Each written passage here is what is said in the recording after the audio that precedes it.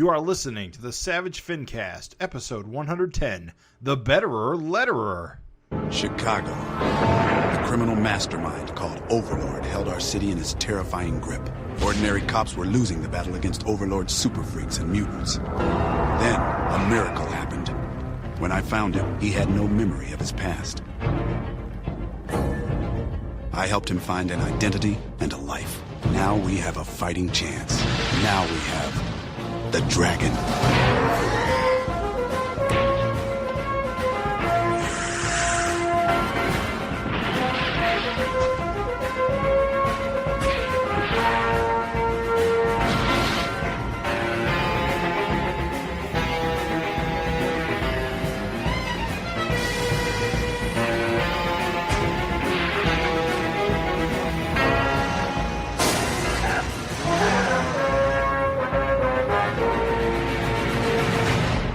This is the Savage FINcast, the show that if you die in the podcast, you die in real life. My name is Jim Purcell. I'm Craig Olson. I'm Raven Perez. We welcome you again to another episode of the Savage FINcast, the internet's only podcast dedicated to the works of Erik Larsen and his seminal comic, Savage Dragon. Ooh, seminal. Sexy. I hope that word means what I think it means. As of and relating to semen. Just kidding, that's not what it means. Inseminolate. Artificially inseminate. Off to a great start. Yes, so we are here to talk about issue 260 of Savage Dragon in a few months coming. Been looking forward to it for a long time, despite a few public road bumps along the way. But before that, we got some news. News and potatoes. All right, let's kick it off. The first little tidbit, which directly relates to this FINcast, is that there are two versions of 260, which we didn't know until weeks ago, I think. Mm-hmm.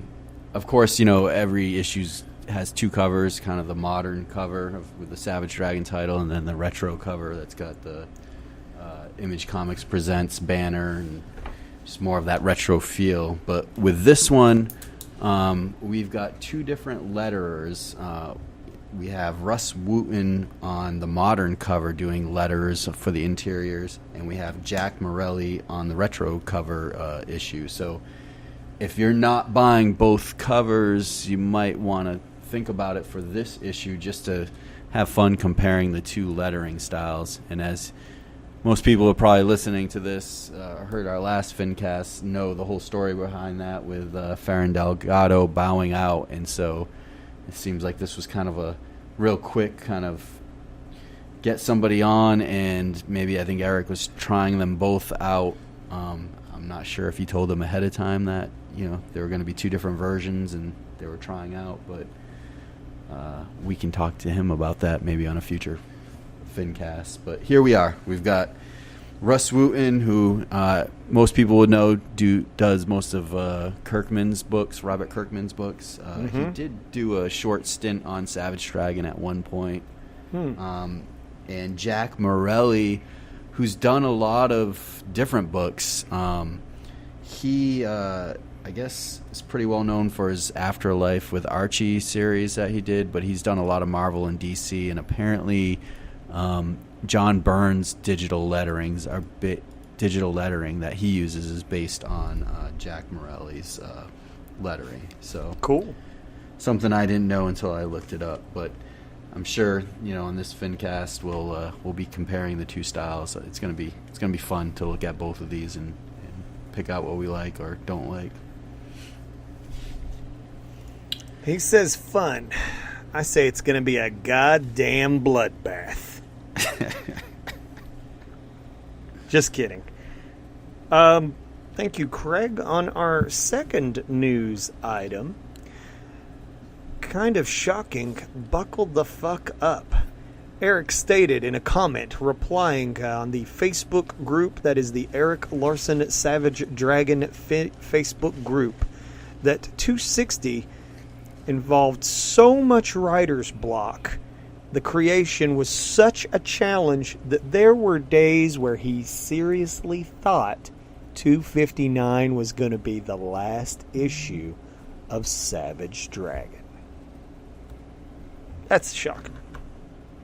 It's chilling. Chilling to the bone.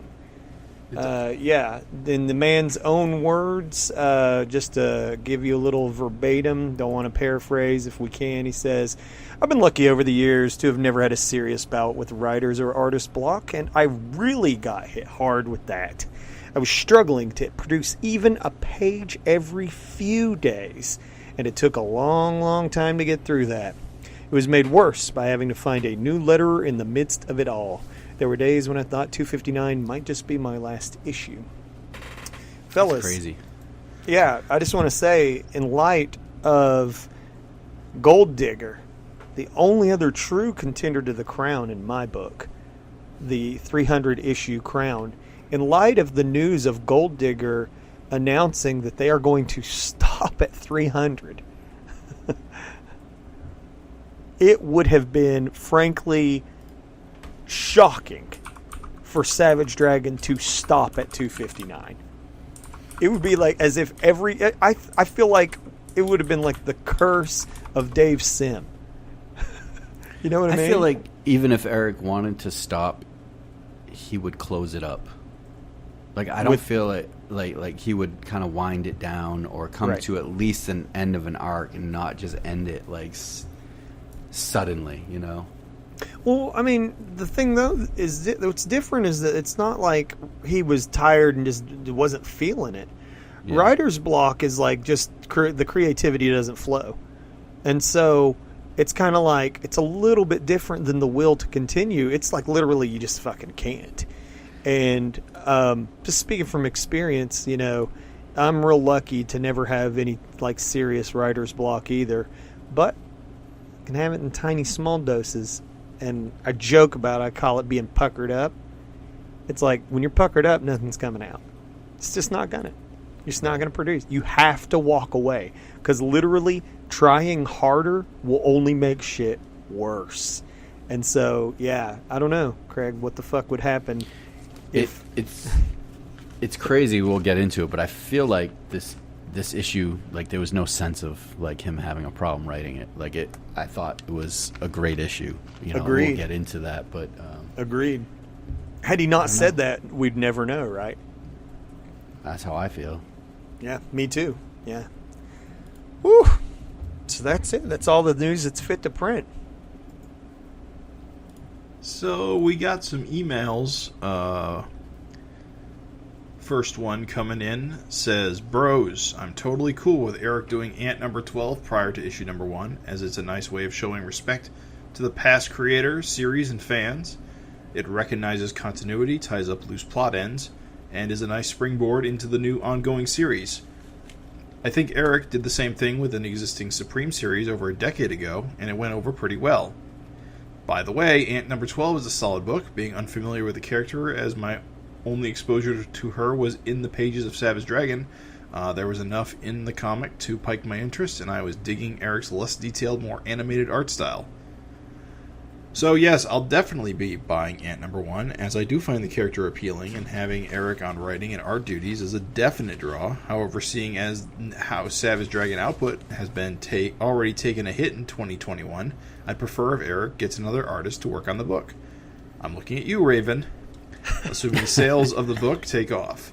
Last cast was a great one. Looking forward to those new retros. Peace, Tony M. Thank you, Tony. Yeah. Real quick, about just to follow up the comment about Supreme. The thing about Supreme was, yes, it was a continuation. I think the little asterisk on that, though, is that Erik actually had an Alan Moore script to actually work off of for that last Alan Moore issue. Mm-hmm. And I think it just made more sense there to continue the series from that point, since Erik's was a direct continuation of that story. Yeah. I mean, it's probably a similar situation in Ant's case, but he is going back and starting it over again at another issue number 1, so that is, you know, his plan, unlike Supreme, where that was not his plan. So he didn't plan to start supreme over, is what you're saying? That's what I'm saying, because Okay, cool. Because Yep. Moore left his series on a cliffhanger. Right. And Erik yes, was yeah. going to follow up that cliffhanger with his, a continuation. It was not Mm-hmm. going to be necessarily a fresh start. Okay, cool. I'm on the same page. Whereas Ant, depending on how Erik goes about it, may or may not be a fresh start. It's hard based on some of the stuff we read in the back matter of issue 12. Yeah, I'm not totally sure what his actual plan is. It's going to be really interesting to see. I'll simply add that if I, through some disaster, wound up the artist on Ant, priority number 1, I'm bringing back butts. Yeah, the butt kind of disappeared a little bit. I'm bringing the butts back. Much like Sir Mix-a-Lot, Raven absolutely cannot lie about this. Mm-hmm. Hashtag Ant got back.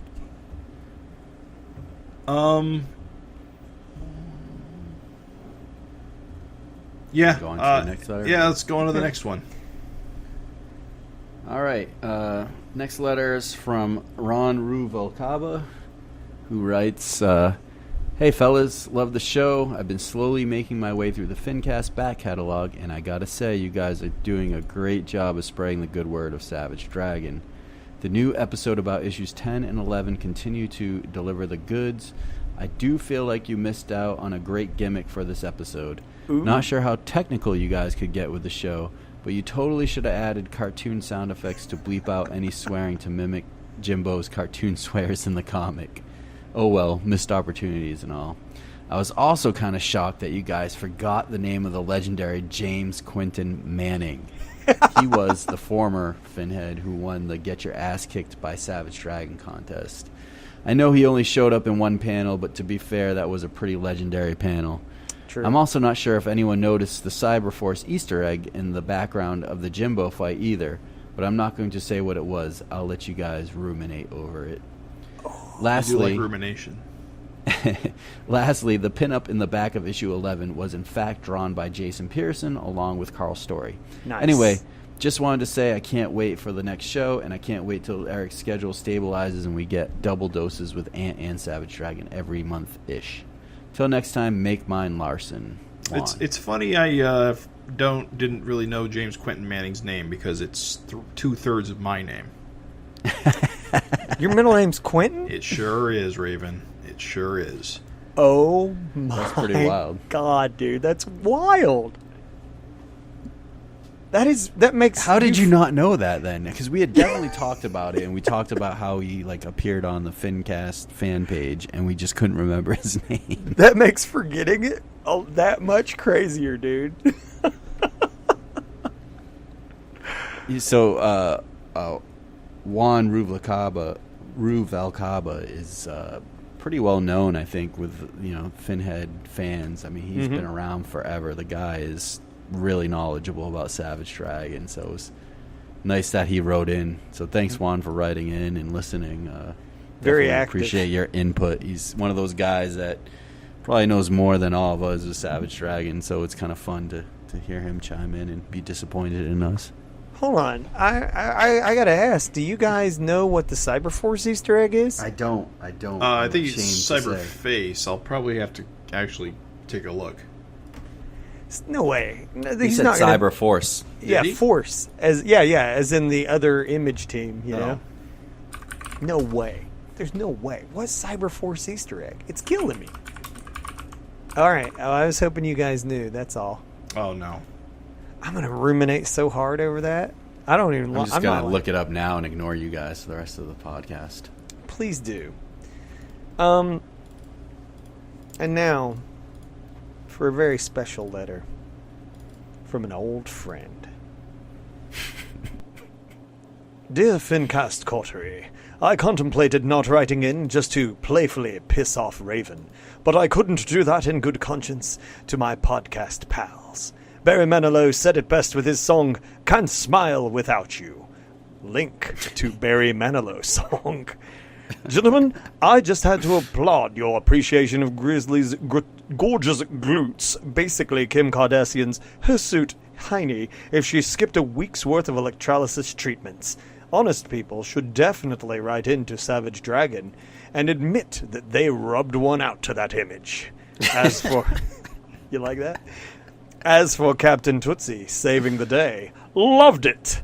My only fear is that he ever had a stroke and started uttering gibberish. Folks would just assume it was a new massage parlor climax catchphrase. Really hope Larsen reveals that underneath his shirt there's chest hair in the shape of a T, similar to wrestler Hulk Hogan in his early days. Google it.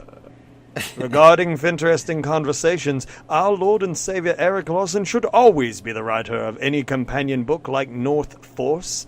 If I were to pick someone else on our chores, Leonard Kirk could supply yeoman service. He's already done team books like Fantastic Four, X Factor, and JSA. He's even provided pencils for Captain Canuck, an analog precursor to the Canadian. Sincerely, Soteris Zeke Gravis. P.S. Your dark cock commentary was gripping, pun obviously intended, and emotionally engaging. P.P.S. As for your previous FINteresting topic, rather than a theatrical release of a Savage Dragon feature film, I say we just jump straight to the sexual release of an STD porno parody, where we finally get to see erect dragon dong. Huzzah! Better yet, hootin' zoots. Soteris? Brother, there ain't nobody like you, and don't you ever change. So I don't know anything about Cyberforce. Okay. But is Gate Industries anything to do with them? Because there's a sign front that says Gate Industries in the background. That's all I can think of might be a reference, but I know nothing of Cyberforce. I thought it was the fact that the guy with all the arms on one side of his body and the blonde ponytail is constantly like getting back his cob pipe after it's been knocked out of his mouth. I thought that was the reference. What? Yeah, you know how Jimbo's constantly like getting his corncob pipe back? Yeah. The guy with all the arms, like on one side in Cyberforce. Stryker? Yeah, him too. He's always doing that, dude. Really? What? Yeah, his corncob pipes. Yeah, dude, is constantly like it'll be knocked out in one panel and then just back in the next. I don't think that's it. I don't know if that's real. I'm lying. I hate you. Well, I don't know anything about Cyberforce, so I know. You're gonna ruminate so hard, bro. Yeah. Although I do see Clark Kent in the scene with R. Richards. I guess we missed that. Anyway. I just want to say that if Captain Tootsie pulled his shirt off and his chest hair was in the shape of a T, Yeah. I would be very upset. Would you be upset? Yeah, unhappy? dude. Frowned? Disturbed. Yeah. Nobody liked that. That's gross. I don't like it. Nobody liked that indeed. I got your meme. Anyway, don't we have a new FINteresting topic to kick around? What letters should be shaved into Captain Tootsie's chest? Asked Raven. Obviously the letter O. Just a big blank spot right in the middle. Smooth. All right, enough of this nonsense. All right. So our new FINteresting topic, our FINteresting Conversations is where, we go through this every month, but it's where we either pick a topic or we ask you for your topic to talk about. And since you guys aren't giving us topics, we're going to throw one out there. Based on this issue, once you guys read it, I'd like to ask you who you would pick of the two letterers to stay on with the book, and why. I just want to hear your reasoning. And then on top of that, who has been your favorite all-time letterer for Savage Dragon? I mean, we've had a few by this point, right? We've had Chris Eliopoulos to start it off. At one point, we had Tom Orzechowski. We had John Workman. Rus Wooton, who's back, at least for this issue. He was on for a small stint. Erik lettered himself. There's a lot of guys out there I know that liked Erik's own lettering. Mm-hmm. And then, of course, Ferran Delgado. And there might be someone else I'm missing. I'm not sure. I think I may have got them all. But anyway, I'd like to know, again, who is your favorite of the two guys on 260, and who's been your favorite pretty much of all time? So you can write in at savagefincast@gmail.com with your answer, or suggest a topic for our next FINteresting Conversations. I think for us, we'll talk about it as the episode progresses, right? No need to cut to the chase right now. True, although I suppose we could talk about who our favorite of all time is. Sure. That'll come up naturally, so you want to throw that out there? Yeah. So, I mean, Chris Iliopoulos, of course, set the tone. Sure, yeah. But I always have to go with Erik. I believe his lettering there's something raw about it. There's something really natural about it. And I can understand why people hate it. It is kind of raw and angular, but it makes it feel more like an indie book. And I think that's what makes it the best. You like it raw? Oh, yeah. God. What about you, Raiden? Controversial pick. I like Ferran Delgado. I think he really went the extra mile on the sound effects. I think that he tried to make his lettering as graphical as it could be, which, honest to God, after you read really expressive lettering, I just feel like that's how comic lettering should be. I feel like in a visual medium, words are the sound. And if you have everything be I picked up indie books and stuff where clearly the letterer didn't give a fuck, and even again, I hate to be court controversy here, but that Captain America book that Erik did, the letterer on that just phoned that shit. It was a day, a 1 hour job, a book in an hour. And I just see such a difference when someone makes thoughtful choices and cares.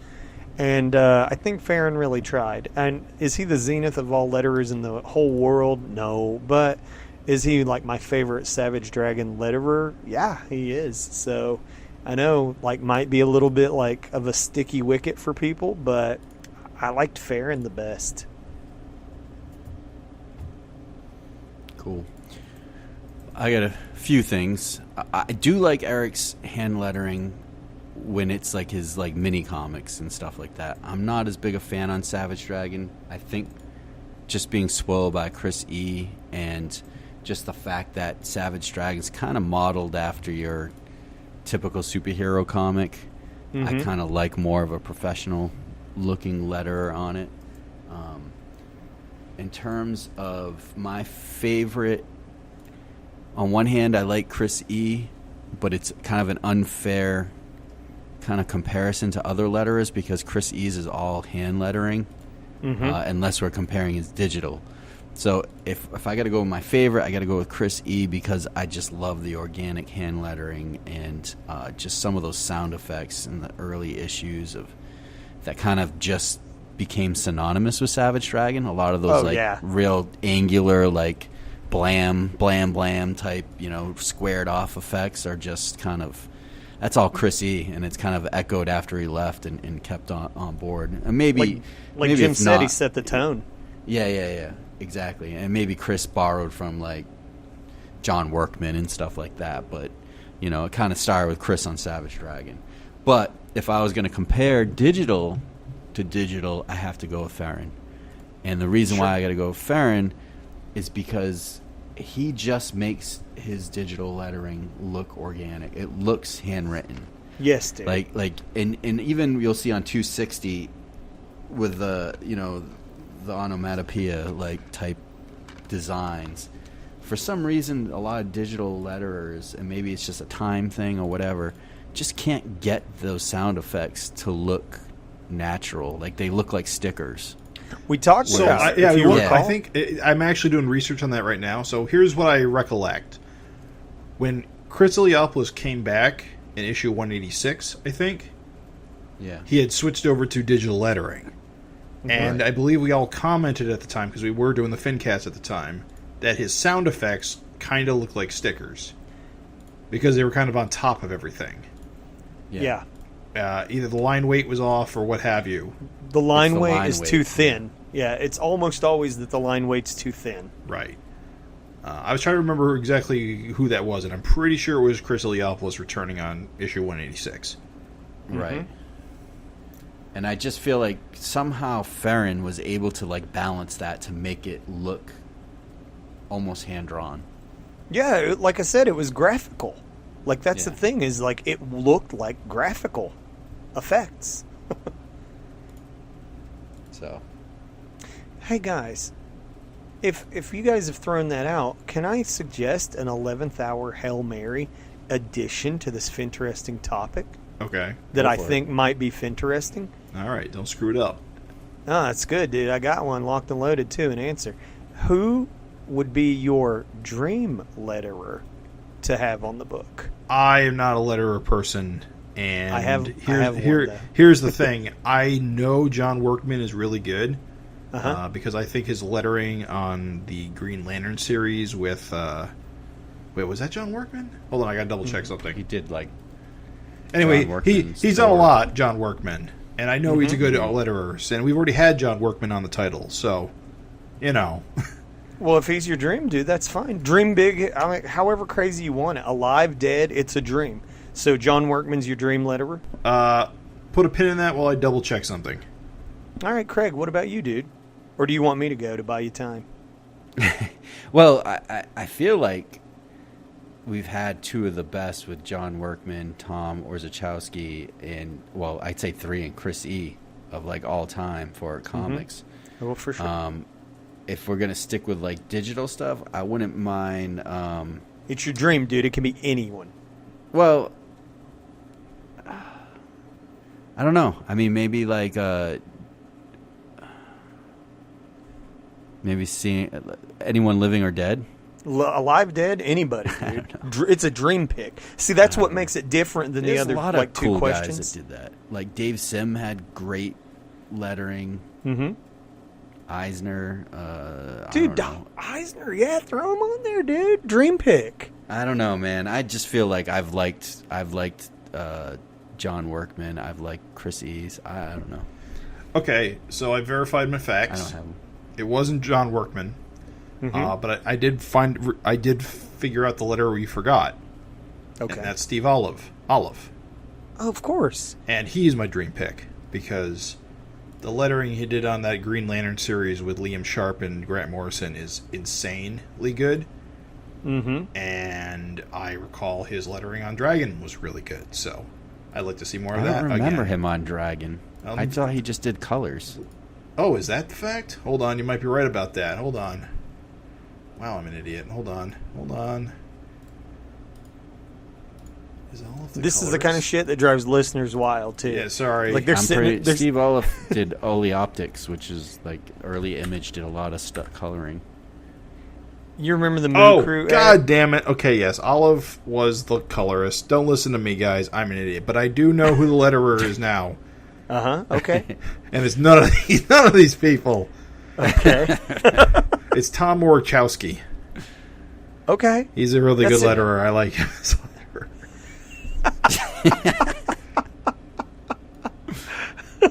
Busted. Fake fan. My dream letterer, dudes, you may not even say he's a letterer at all, but he's a letterer for sure. Jim Rugg. We know he's a Savage Dragon fan, and if you've ever read anything of his, Aphrodisiac, Street Angel, anything, you know that motherfucker has very expressive lettering. It's always amazing to me, like, artists that are good letterers, because my handwriting fucking sucks. It's hard, dude. Well, so is my art, too, but... You have to use a ruler. It's just amazing when there's people that are good letterers on top of it. Yeah, if you haven't seen any of Jim Rugg's lettering, like, again, it's a cheat because he's the artist. So it's like the art obviously is going to be more intertwined with the sound effects than if he was just the artist and then he had a letterer. But like the way Farron Delgado's like letters and stuff filled the physical space of the art, like Jim Rugg does a lot of that shit. And like it's really fucking good. Like it's thoughtful stuff. Like if somebody's throwing a punch, it might be like whack, like in speed lines, like the letters like TWHWACK are all like speed lines, and then thud and like big shaking, like, you know, thick bold lines with like shaking lines coming off of it and shit.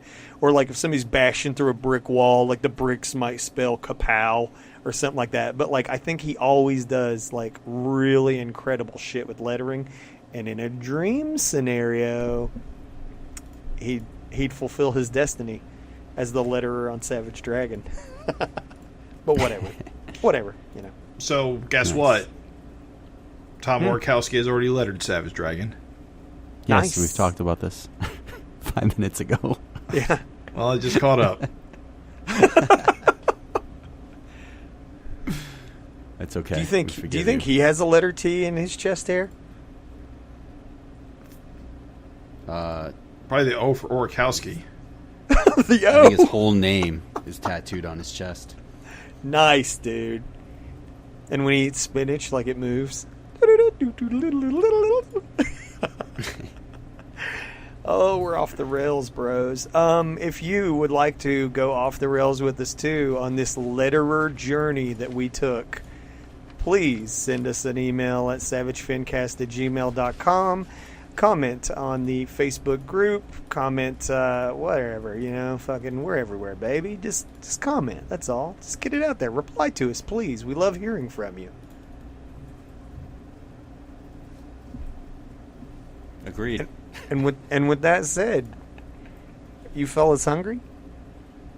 Kinda. It depends. What's on the menu? Well, I was gonna do asparagus and tomatoes. I mean, I'm on a diet, so that works. All right. You ready for some asparagus and tomatoes? Yes. Let's dig in, dude. I think, though, it's a little cruel for you because I'm going to be having a double dose of meat and potatoes this month as we look at 2 versions of Savage Dragon 260, baby. Let's talk about this cover. Let's talk about Yeah, this man. cover real quick. Do you know all the factoids about this cover, Craig? No. Because I it's know it's some, based but on you tell me. Well, it's based on a Daredevil cover, What? and I don't know what number or who did it Fake- or anything fake about fan. it. Well, yeah, I'm a Fake. fake fan. I'm not a Daredevil fan. Right. Man without fear. Man without references. Daredevil issue 120. And who drew that? Was If that? you look at the little sign, Oh, does it say? That's, Zoom in, enhance. Let's see here. the little green sign. That's Oh, it's Gil underneath. Kane. Okay. Yeah. Oh, I thought it was Bob Kane. No. Easy mistake to make. So- I often make it myself. So Torment is filling. He's taking the place of El Jaguar. Okay. You know, a character who he's pulling- stands the test of time, El Jaguar. Mm-hmm. He's pulling Black Widow out the window while Daredevil swings into the view. Now starring in her own major motion picture. And actually, the lettering and everything is like the same. It's like, this is the menace called El Jaguar. I think it says something like, you know, He wants to destroy Daredevil's life. he wants to slay the Black Widow. I have one question. Where is Malcolm jumping from? The ground, dude. I think he's coming up from the we ground. go. I guess that makes He's got- sense. He's got those badass jumping powers. Imagine. Jaguar looks like Puma to me. All right, I gotta look at this goddamn Daredevil cover now. What number was it? Daredevil 120. Daredevil 420. Am I right? Blaze it up. Womp womp. No, I'm square. Yeah, me too. Oh, Wow. The New Year's resolution is slay the Black Widow.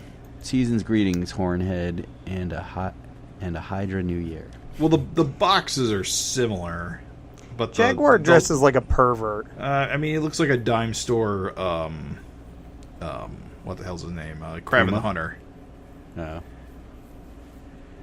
All right, Jim, here's a question for you. Where in the fuck is Daredevil swinging in from? Well, I see yellow streets, Yeah. which make me think of yellow skies, which makes this whole image seem topsy-turvy to me. Yeah. Daredevil's swinging from around the corner of the building. Yeah, he's got a rope. You know, he makes sense. Well, I don't mind saying that Erik smoked him. Yes. Erik has made Gil Kane His bitch. Yes. Just say that. We'll just put that out there. Sorry, Gil. Better luck next time. I gotta say, though, Erik should have went full on retro and put, like, this black bar across the top and, like, with little spotlight portraits of Malcolm and Maxine. A little Maxine? Yeah, dude. I'm with you. That'd be awesome. Well, shame on you guys, because this is Gil Kane's composition, which is pretty cool as shit. You know what? Copying. Gil Kane should have drawn the goddamn bricks on the wall. How about that, Craig? Erik did. What's wrong with Gil that he didn't? Does Black Widow live in the only building made out of one solid piece? Yes. Sounds like horseshit. And what's with the sloppy boots on El Jaguar? Like, is that going to stay on anyone's foot? I think Gil Kane is a train wreck on this cover. Raven doesn't understand. He doesn't like comics. I'm a fake fan. If you haven't noticed, if you haven't picked up on it, I am a fake fan. No, I'm joking. I love it. I think it's cool. I do wonder what's the reason, because Erik usually has some reason for this kind of stuff. I think. Well, it's hard to say if the Because it story. looks cool as shit. I wonder if in this case, I yes. wonder if the story followed the cover or vice versa. Because there's a big splash page in this issue, which is a lot of this. So, I'm not sure which informed which in what order. Season's greetings, Finhead, and Torment New Year, right? No, that couldn't work. I still think that El Jaguar dresses like a fucking pervert. Well, It's not good. he's not exactly a character that has made an impact. I'm not buying Marvel Legends figures of the Jaguar. Let me tell you that much. Yeah, Erik smoked him, bros. Smoked him. So, Oh, wait. Hold on. Erik didn't put bricks in Maxine's building either. that's what I was going to call you out on. There's no bricks For in Maxine's building. What were you talking about? I'm judging him so hard. Draw every brick in the building. No, I'm kidding. I mean, Erik did put a lot more windows in the background. And more cars on the street. Yes. And you know Erik hates drawing cars, so you know he's putting in effort. Yep. You think as he was drawing, he's like, God damn, I gotta smoke Kane. Gotta smoke him. You know he wasn't. You know he wasn't. Right away, the lettering differences are apparent. Yeah, we should talk about the lettering like right now, because right off the bat we get the first taste. And the big one is on the page one, the big Savage Dragon banner and Torment. So Wooton does a straight banner with jaggy letters, whereas Morelli, Jack Morelli. Jack Morelli has a banner he has jagged Savage Dragon letters and like a slightly curved like banner Torment. And I gotta say, keeping score here, I think Wooton's is better on page one. How funny you should say that. Last second decision. I got a little tick sheet here, and we're going to come to a consensus. Because there's three of us, so we can break a tie on every single page. So, Craig, you disagree? Yeah, so I got to tell you,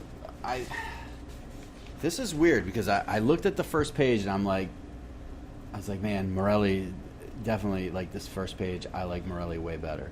He had more of the Ferrin Delgado, which I liked with the banner.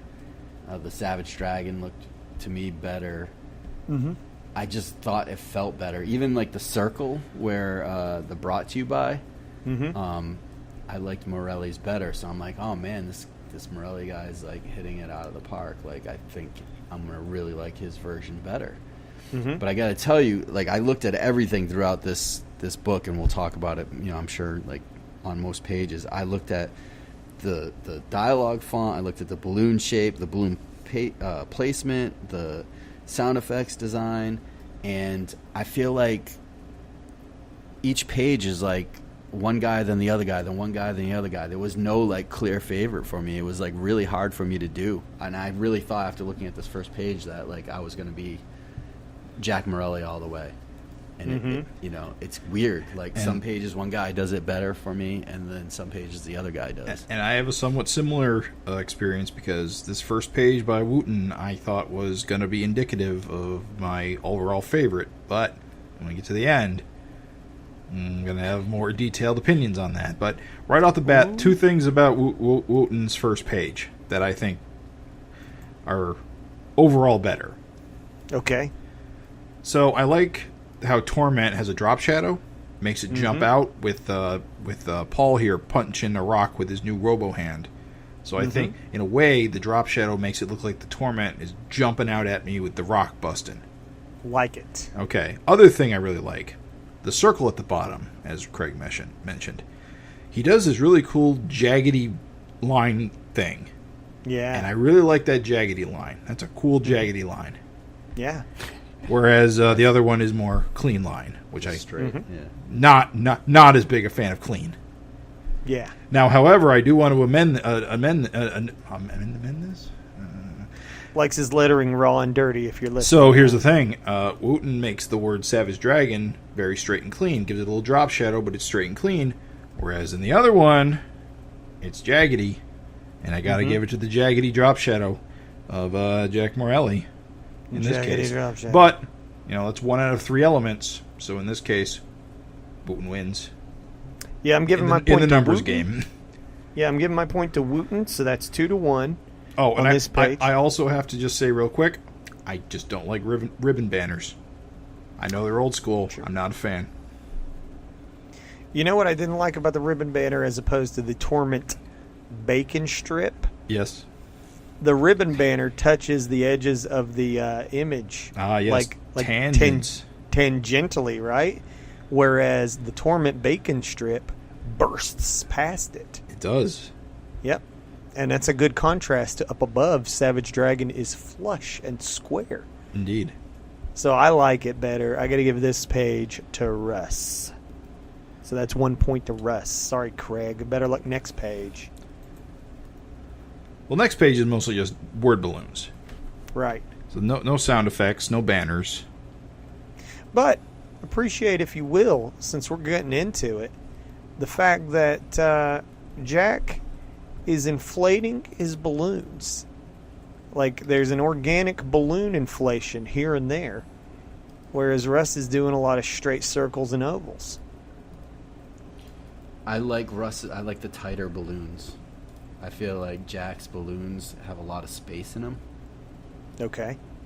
Like, if you compare the two, there's a lot of, like, it seems like the letters are floating more in the middle of the balloon, whereas, like, Rus's are more tight and concise, and you'll see that throughout, but I kind of like that aspect better. Did any of you have any feelings over the extra effort Jack put to have Paul's robo-arm overlapping the word balloon in the other thing? The 2 word balloons, actually. It's kind of cool because the word balloons are like pushed behind Paul's arm. Right, and it makes them look like they're like in the background of the panel. Yeah, I got to give this page, for that one reason, to Jack. Yes. I'm of 2 minds of this. I agree with you on that point, but I agree with Craig that I kind of like the more precise word balloon bubbles. I like the inflated balloon a little bit better. Like, in that case, then, but you guys are giving it to Rus, so we'll give it to Rus. Like the one coming off of Paul in the first panel, Jack's is kind of egg-shaped, and I don't think I like it. You know, that's an inflated word balloon. That's is that the industry term? it's made to look a little more organic, a little more hand-drawn. Yeah. So ironically, Craig, you like the hand-drawn sound effects. You're not a fan of the organic-looking word balloons. I wouldn't say that in all cases. I'm just more of a fan of smaller word. I don't like a lot of space in the balloons. So I was looking more at the bottom panel where the balloons, to me, look less organic because they look like they're just kind of generic balloons where you're just fitting type in. Whereas, to me, the tighter balloons look like you took the time to make it tighter around the letter. I don't know if that makes sense, but So for I the feel like a listener at tighter home- balloon around the letter. I know makes Erik it has been look talking more- on social media about like proper lettering techniques, Yeah. and I'm unsure if you're supposed to trim them that close as Wooton has done.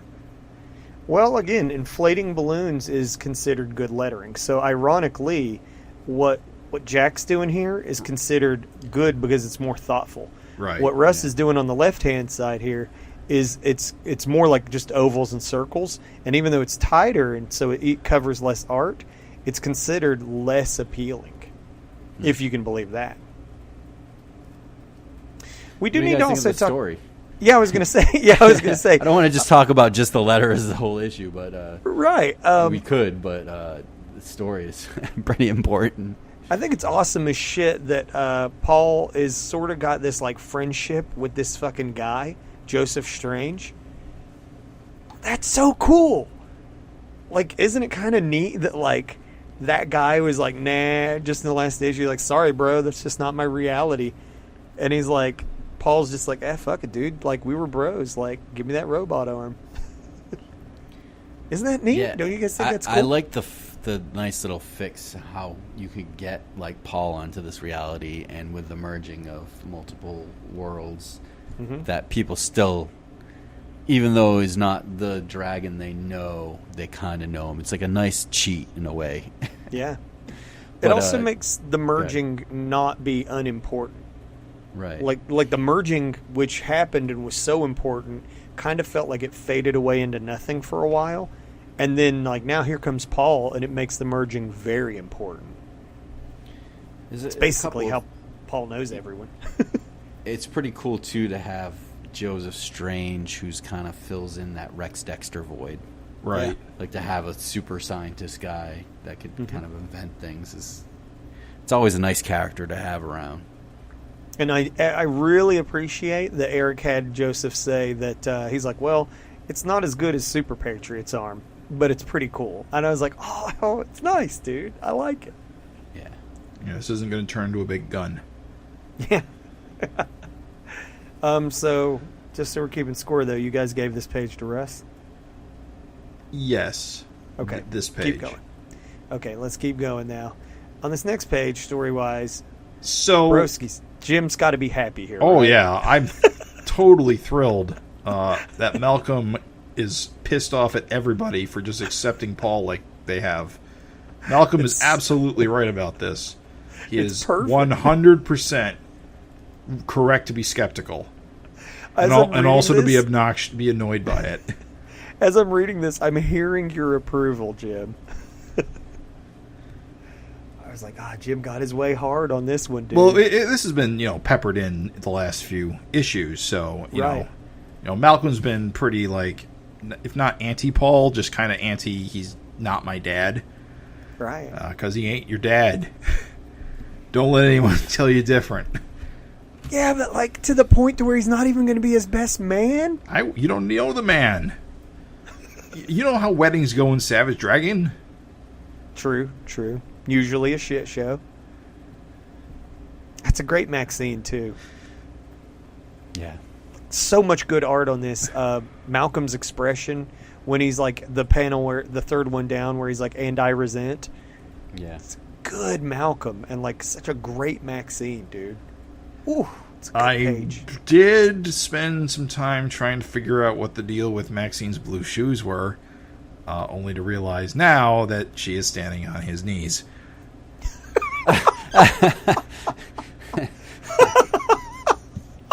Giant blue shoes. Yes. You want to know what's funny? For just a heartbeat, I thought that she had pulled her pants down. That was the other thing I was trying to figure out.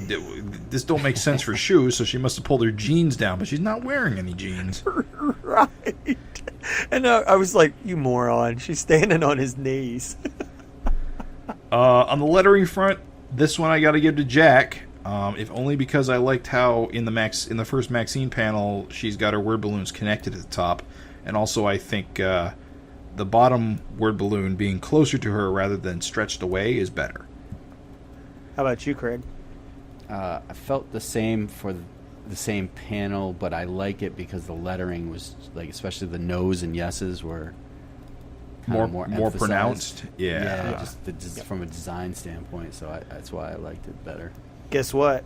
That's a home run for Jack, because I too liked his page better with the no's and the yeses sealing the deal. I also liked, again, Jack puts the word balloon behind Maxine's calf. And anytime you can kind of make this stuff occupy physical space, I'm down with it. Right. On to the next one. Guys, what a page flip. Oh no, John Day, again. I mean, but, John, the immortal John Day aside, what a page flip. Yeah, I mean, I don't think we've ever saw Torment in this light, like just eating corpses, right? Right, yeah. Like, he's always kind of struck me as more of a, like, just a rampaging, like, goon, And this was kind of shocking to me. Here he is just feasting on a corpse. So this is the first page where my initial reaction that Wooton was going to be my favorite letterer has started to waver. Uh-oh. Because I really like how Jack does sound effects. The ram on panel 2 is probably the best example here because it's got a curve to it. It's not good. Straight. Yeah. And I also like the blam blam better versus the... Granted, I think Wooton is going for like a classic early Larsen blam blam, which were always like very block, stacked on top of each other.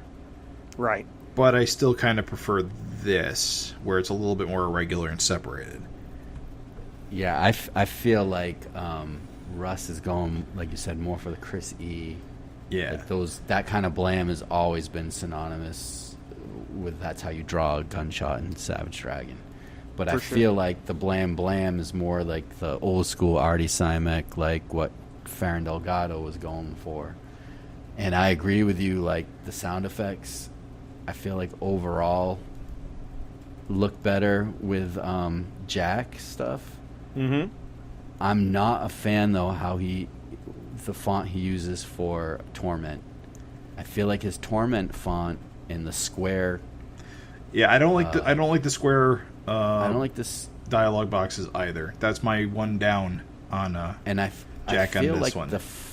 I feel like the font for Torment looks like a digital font. Yeah. Whereas I feel like Russ's font looks more organic to me. But I don't know. Oh, I'm sure they're digitally lettering this. No, I know they probably are. have their own custom fonts they are. made themselves. I'm just saying the font doesn't look as good to me on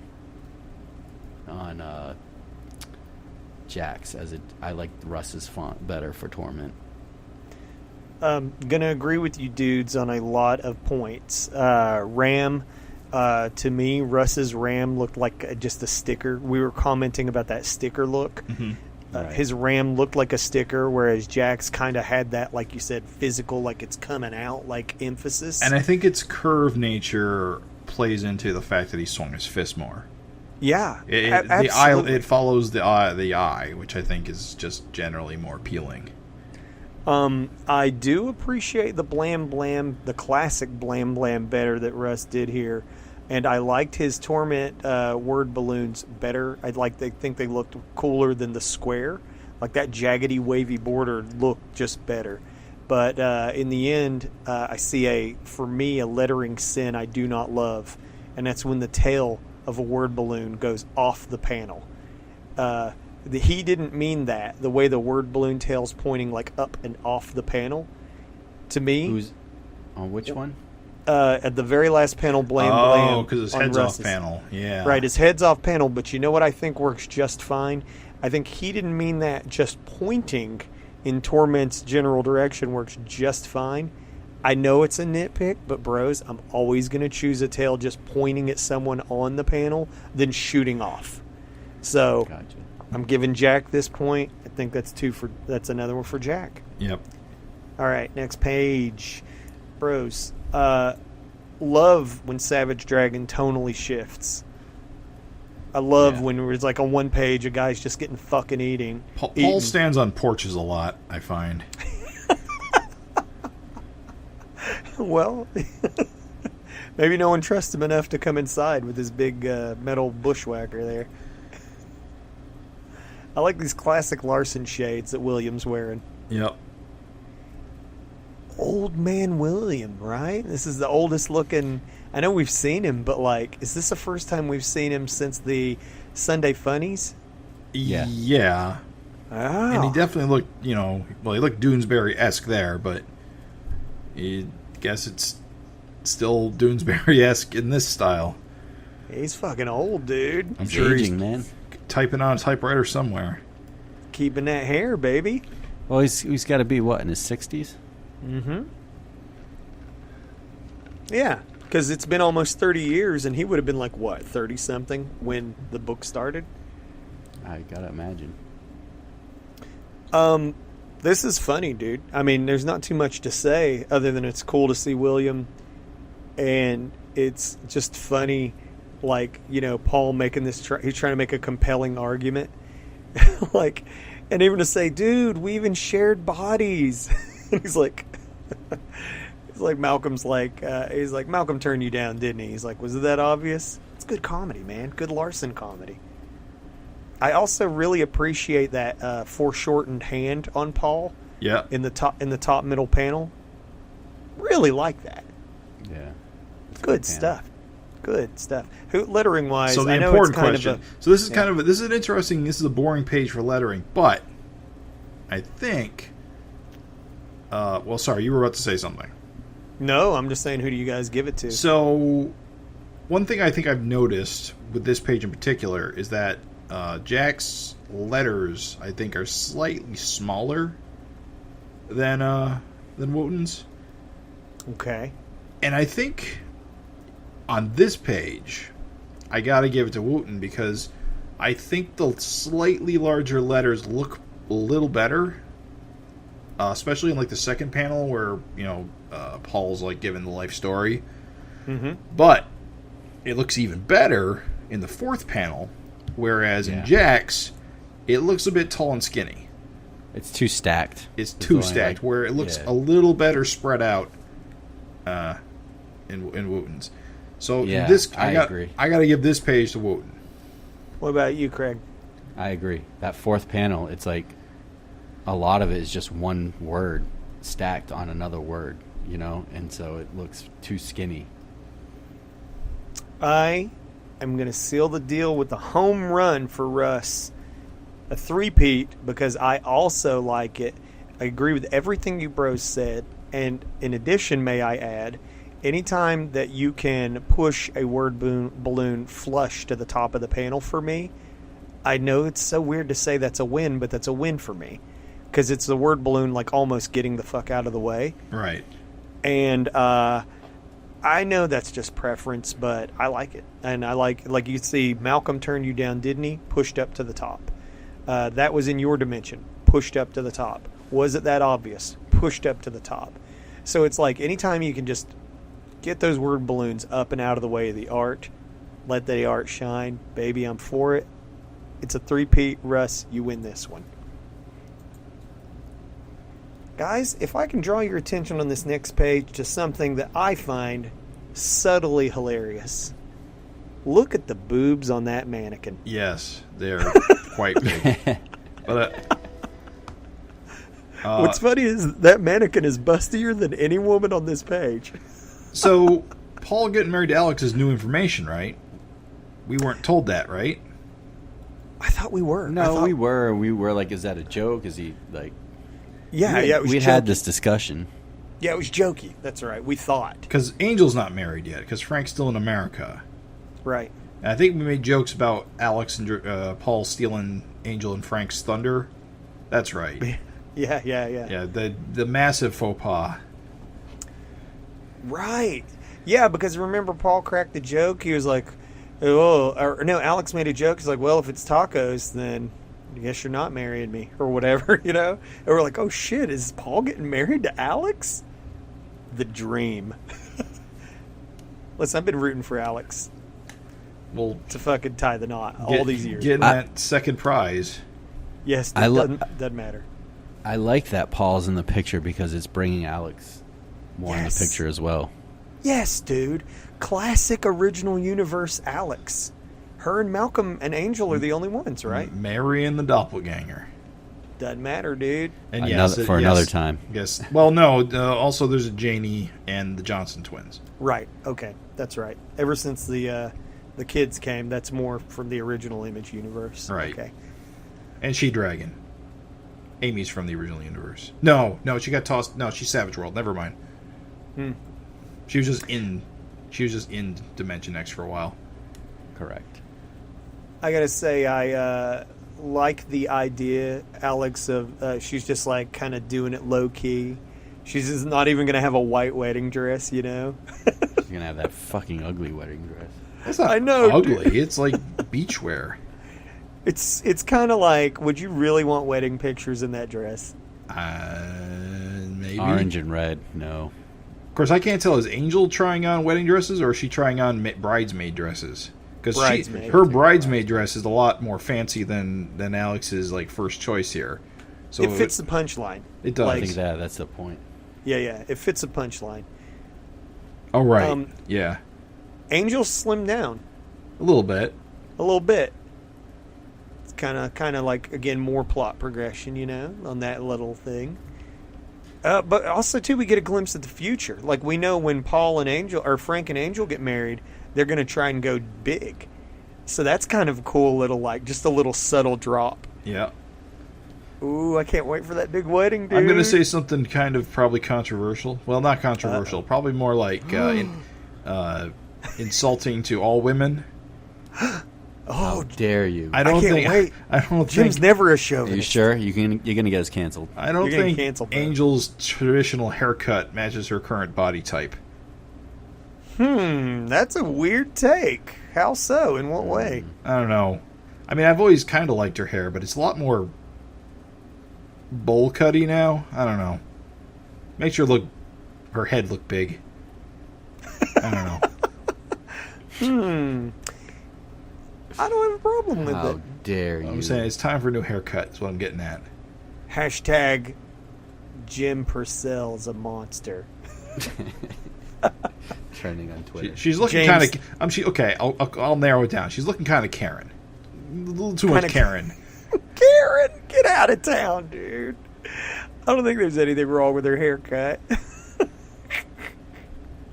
It's good, dude. I think both of them look fantastic. I think Alex is looking great. And what's funny about her orange and rosy dress is actually it looks really cool on her. Like she dressed well for her tone. Well, it's like she says is that she could wear this to do other things.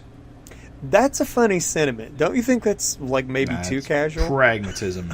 I can appreciate that. Just gonna wear my wedding dress to like a fucking Taco Bell. You know? This is weird. A little too casual, Alex. Calm down. It's important in your life. Oh, I know what it is, though, dudes. Do you know why Alex so casual? She's just marrying a clone. Right. Exactly. Who cares? He's probably going to be evil in a couple of issues. You know, isn't going to last long. The real dragon will get a white dress. Paul was going to get a beach dress. Lettering, similar as last page. I'm going to give this one to Rus. In this case, I think it's just a hair better for the talkie pages. I'm going to lose because I heard Craig yell same, but I do like Jack's inflated word balloons better than Russ's round ones. But again, it's not a big crazy page for lettering to shine, so Rus wins that one. Moving right along, bros. What do you get about like Home Investigation Malcolm? I actually really Stalker. I actually like this a lot because, and here's where Jim has to get real. Uh-oh. Really real. I've never felt that Malcolm was very proactive. I knew you were going to say proactive. Malcolm is a very reactionary character. Things go wrong, he deals with it. Right. But going to, looking into like Torment's background, following up a lead, that's proactive. That's trying to find the source of the problem. That's honestly, it's something I wish the book did more. I never thought about it, but you're right. Huh. Yeah, I like it. Because, Dragon would sometimes, he would go off and he would, like, hunt people down. Especially when he was, like, doing the bounty hunting stuff. But when he was a cop, he occasionally did cop-like things. Right. And also, when things were, like when the Covenant of the Sword was doing shit, he would go investigate, like, things. But I've always felt Malcolm was a lot more reactionary. Just letting things happen. Yeah, sure. I think with Dragon, though, him being a cop, like, he would be sent on missions and stuff like that. So that kind of is where some of that was coming from. Right. But I agree. I do like proactive. kind of being more of the hero looking into things. Miss Torrance, I got to give Erik props. Like, it's weird. He's been doing this for 29 years, and I still feel like he can bust out a new face. Yeah. You don't think she looks like Old Lady Angel? No. You would, you bowl cut hair hater. Old Angel. No, dude. I like her weird old angular chin and her round glasses, and I think it's kind of cool that he can just bust out like a unique looking face. Like, he really sells her as just kind of a no, Tommy doesn't live with me. Ooh. And like Malcolm's hands when he's like, Tommy was caught feasting on human remains, Miss Torrance. Like, it's good body language. You know what I'm saying? Yeah. It's good stuff, dude. I love that we get a little origin kind of on Yeah. Torment. And it's funny, too. A good origin and a joke. There's no cannibalism on my side of the family. Right. So this is interesting, too. Like, throwing out this concept, we knew that, like, demonoids are, like, fucking rapists, basically. Right. Like, every time you see them, they're doing terrible shit. But, like, Mrs. Torrance fucking brought a demonoid baby all the way to, like, fucking adulthood. Yeah. And is this what the hell happens when humans and... Do you just get torments when humans and demonoids mate? Like, what the hell? I just think it's an interesting wrinkle to throw into the book. I always thought Torment was like just some guy that was like had those little worm things kind of infecting him like a parasite. I thought the worm things were Torment. And that what the body is just like reacting to, the parasite. Right. Apparently not. So you think the worm things are demonoids? No, I think they are the Torment entity. And that they inhabit the body and mutate the body. Because remember, we've seen Torment before, and Malcolm killed the parasites. Yeah. And they've grown back. Right. It is strange biology if he is half human, half demonoid. Yeah. Well, I mean, like his hands and everything, like especially the red side, looks demonoid, so it makes sense. I just think it's an interesting thing to be like, if a demonoid does mate with a human, it just produces like this weird fucking other type of creature.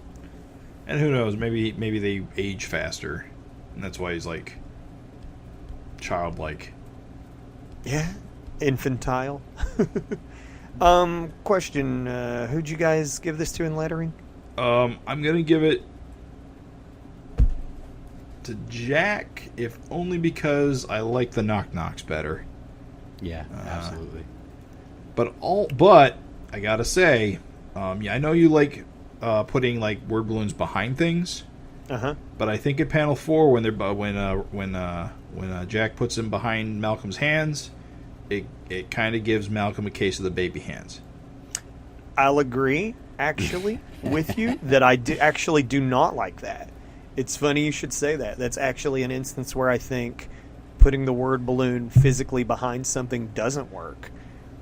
It did make his hands look weird for some reason to me. Yeah.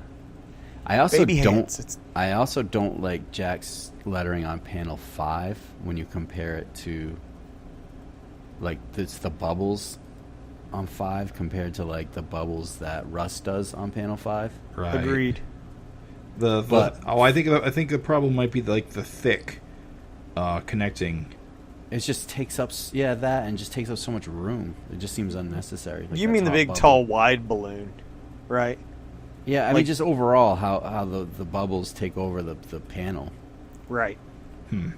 So who did you guys end up giving that on? Because I got a little bit of a conflict there. Russ. I do I said too. Russ. No. Jack. I think personally, the knock-knocks put it over in Jack's favor. Yeah, Craig said me too, but then Craig shit all over panel 5. So I'm just so I think I have to just even it out and just take myself out because I think they both kind of have. I can't pick one over the other, so it's a tie. Honk. I'm gonna get. If you're doing that, then I give it to Rus, which makes it me just Rus to Jack. So that's a no point. That's on a that page. 0. Yep, that is a no point. So I'm saying at all. this whole comic, I felt like this. I felt like there was no clear winner for me. Let's get to the end. We'll decide who the winner is then. Now this page, I gotta tell you guys, This double page spread with the bubbles. this is a hilarious double page spread. I love it. Yeah, me too, dude. Have you ever seen a double page spread played for laughs in Savage Dragon? It's usually always action, right? Yeah, it's just great. It's just kind of like I love all the detail of his face. Like he's such a cool character to look at. Yeah. And it's not even like his costume or anything. It's just his giant head with those cool worm things. It just looks so neat. Yes. And Totally of course agree. the textures that Nikos brings. Yes, dude. Fantastic. Look at the top right hand corner, like the brush strokes. Mm-hmm. It's just wow. It's just neat. I love it. The white splat, like the paint splatters, the brush strokes. It's fun to look at. Yeah, it could easily be incredibly boring, but you have Erik and Nikos firing on all cylinders here in what could be, in the hands of like a lesser cartoonist and colorist, a boring page. But like, it's a feast for fucking textures. It's a feast for colors. Like, it somehow is a feast, and it's a double page spread played for comedy. And so that's what's so crazy to me about this double page spread. Look at the textures in the red worm's face. Like, Yeah. it's like that's such a great coloring job. Like, I don't want Nikos to change the way he's colored. Like, I hope he stays. You know how like I feel like Nikos every like 10 issues, like the coloring changes or something. You know, Right. I think they've found a point, and maybe I'll change my mind in 10 issues. But I'm at a point where I think this is the best that he's done on this book. Like, I really enjoy it. And it's weird when you would compare, like, when he began and all, like, the... Oh, I bitch all the time. I know. Everything was too shiny, the yellow skies. I had a lot of problems early on. And I used to like it, and I look back at it now, and I'm like, man, what was I thinking? Like, it wasn't that great. Like, I didn't like it, but he's definitely, like, just evolved as a colorist and has become, like, an amazing, amazing colorist. Yeah, absolutely, dude. Fantastic. Couldn't agree any more. Couldn't add anything to it. Yeah. I guess that leaves us to what do you fellas think in the lettering battle? I gotta give it to Rus this time. Again, I think the slightly larger letters help improve the readability of this double page spread, and also, of course, none of us really like the square torment word balloons, right? Greg, what about you? Yeah, I feel the same. I like the font that Rus is using for Torment better than what Jack is, and the same with the bubbles. Fellas, then that makes it a 3-peat because I also like Rus's like jaggedy word balloons. And yep, moving right along, my dudes. Yeah, Malcolm calls Miss Torrance on her bullshit. It's like, bro, I hear the voices. I love that he's like, I hear Torment's voice. He's like, voices. I'm like, oh, it's a nice little touch to be like the voices. You figured that they didn't sound the same, but like Malcolm confirms it. That like it literally sounds like different voices when the worms talk. It's such a nice little addition, you know? Yeah, that's true. And he just That barges voice, in. those voices. Right. And he just barges in on past her, you know? Which is funny because it does kind of bring up the point, like, Malcolm really is just, like, fucking home invading this Canadian, you know? Oh, yeah. It's violating many rights. Right. The Prime Minister's going to have him drawn and quartered. But he's not a cop, so I'm sure it's fine. Yeah. It's good, dude. It's good. Torment out of his bubble bath.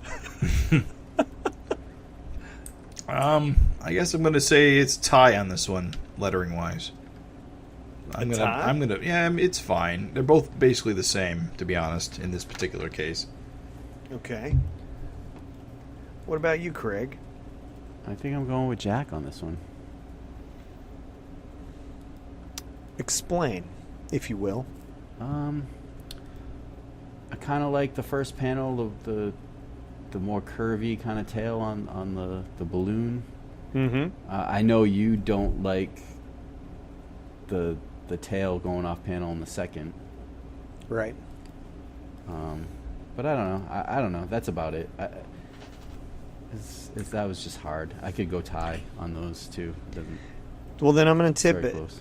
If you're going with Jack, I'm going with Jack because I like as much as I don't like the word balloon coming off, I very much like the fact that Malcolm, the word balloon's going behind his fin in panel 2 and behind Miss Torrance's finger.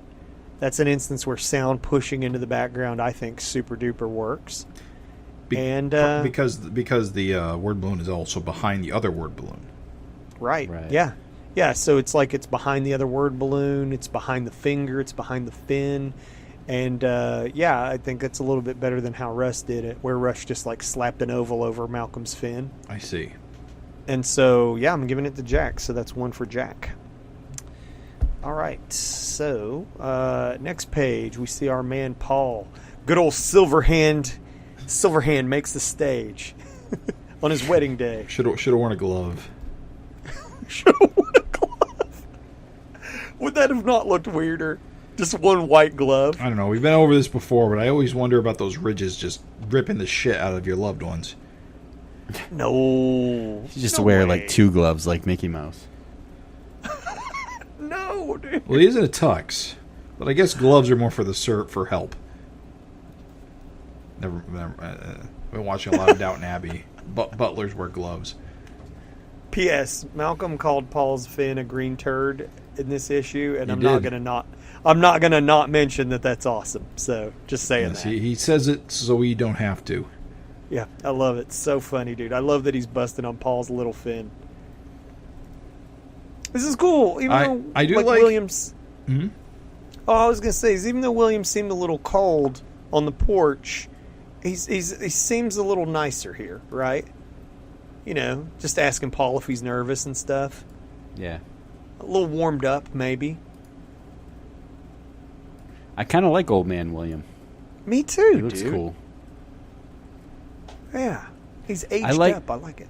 I like how there's such a variety of characters now with like older generation and younger. Like Yes. kids, you know, like young kids, then, you know, kids in their 20s, and then like so 3 generations basically, and it's just kind of neat to see that.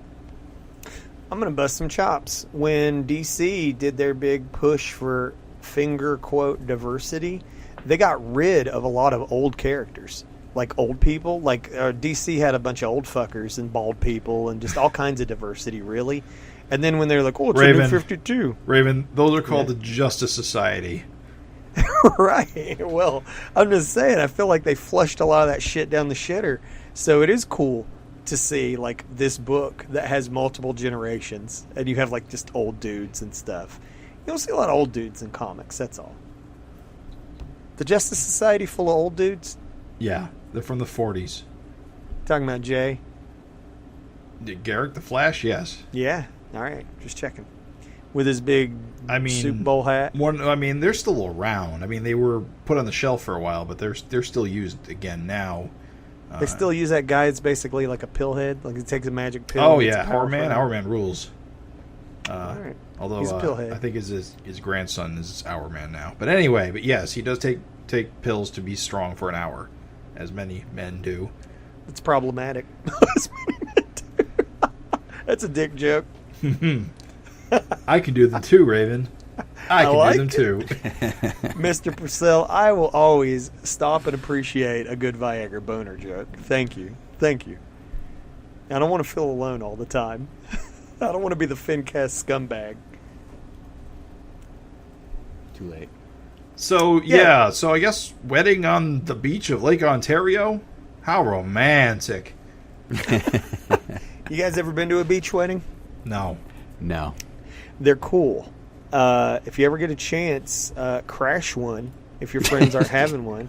And if you ever have a wedding, I guess this is more to like Jim or me, but if you ever have a wedding, a beach wedding is fantastic. It's so fun. Everybody's loving it. It's the ocean. So much better than a church. Forget about it. I like that Paul and Alex had a beach wedding. I think it's cool. It's just different. Yeah.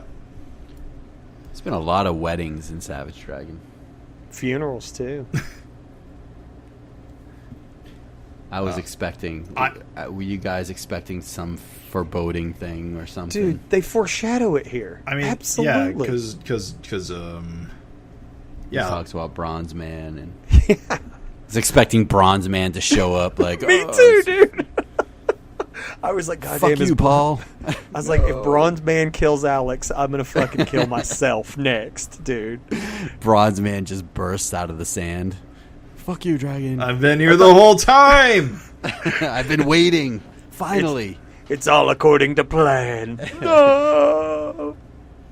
I sent myself back in time, buried myself, and reactivated my suit at this very moment. Life's a beach, Paul.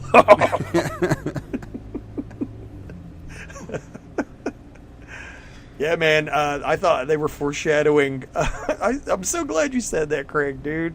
I thought they were foreshadowing. Erik was foreshadowing a Bronze Man attack. I really did, dude. I was like, God damn, don't let Bronze Man show up, because I've been wanting Bronze Man to return, and I was like, at what cost? Like, do I lose Alex to get Bronze Man? Like, that's a trade I don't want to make. Faco just leaps out of the lake. No! One full swoop. And then back into the depths. No. Bites off his other arm. Question, lettering battle. Who's winning it? I know this is not a strong lettering page, but you guys got a preference? My preference is Rus, just for the footnote on the bottom. I like it. The wider one? Yes. You know what? I'm going to give it to him for that as well. All right, that puts Rus in the corner. I actually had a no contest. Just don't care on this one. Nobody's really knocking the other one down real hard, so no contest in my book. But that still gives it to Rus, because you both did Rus. So, that's right. Hey, man. Too fantastic. Torment is Johnny's showstopper this issue. Just like, what a great double-page spread. Yeah. I do like the little detail how everyone's dressed up to go to the wedding. Love it, Jim. Love it, dude. Pretty sure Maxine's still not wearing underwear, which, I mean, you make choices, I guess. I mean, easy access. You know what? Can I just say that I wasn't wrong when I said that he drew the bricks? Because look at this building. Oh, yeah, there's bricks on this drawing. That's right, motherfucker. Oh, that's the building I was thinking of. I'm also a big fan of the Zipatone Street. Love the zip. I'm glad you said that, dude. I love the Zipatone Street. Love it. It's not like a big black bar, like would probably be distracting. Yeah, if that was a black bar, it would be. But this Zipatone like pushes it into the distance.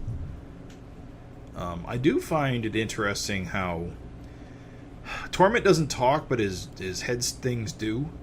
And basically, this is payback for messing with his mother, which dude. I think is good for good motivation, to be honest, to push this conflict. Yeah. Mom revenge. Fair is fair. Mm-hmm. You mess with my mom, I'll mess with your mom. Or your mother of your children, whatever. I gotta say, Maxine's getting it pretty hard here. He is gripping the shit out of her hair. Yeah, fortunately, I guess his own arm must have blocked all the glass, because holy shit, I'm surprised she isn't all cut up. Well, he would have had to smash his fist through to grab her, right? Yeah. Otherwise, this is what we professional killers call defenestration. Defenestration? Defenestration. Throw stuff out of windows. Oh. Yep. Oh, I see. Using the debris to show motion? Yeah. The glass all flying out and shit. But no, the act of putting someone through a window. Oh, is that defenestration. I see. Yeah, this is a winner, dude. This is a fucking killer splash page. Like, fantastic. Torment is such a great visual, bros. I mean, like, I love his, like, weird, like kind of like, what do you call them? Gladiator shoulder pads, almost. And his weird gladiator, like, belt, almost. Like, I just think he has such a great look, dude. Out of the Malcolm era, he's definitely one of the stronger visuals. Oh, I see what you mean by gladiator. Yeah, they are very Roman Legion armor-like. Yeah. Leather armor. With the strips rather. For sure.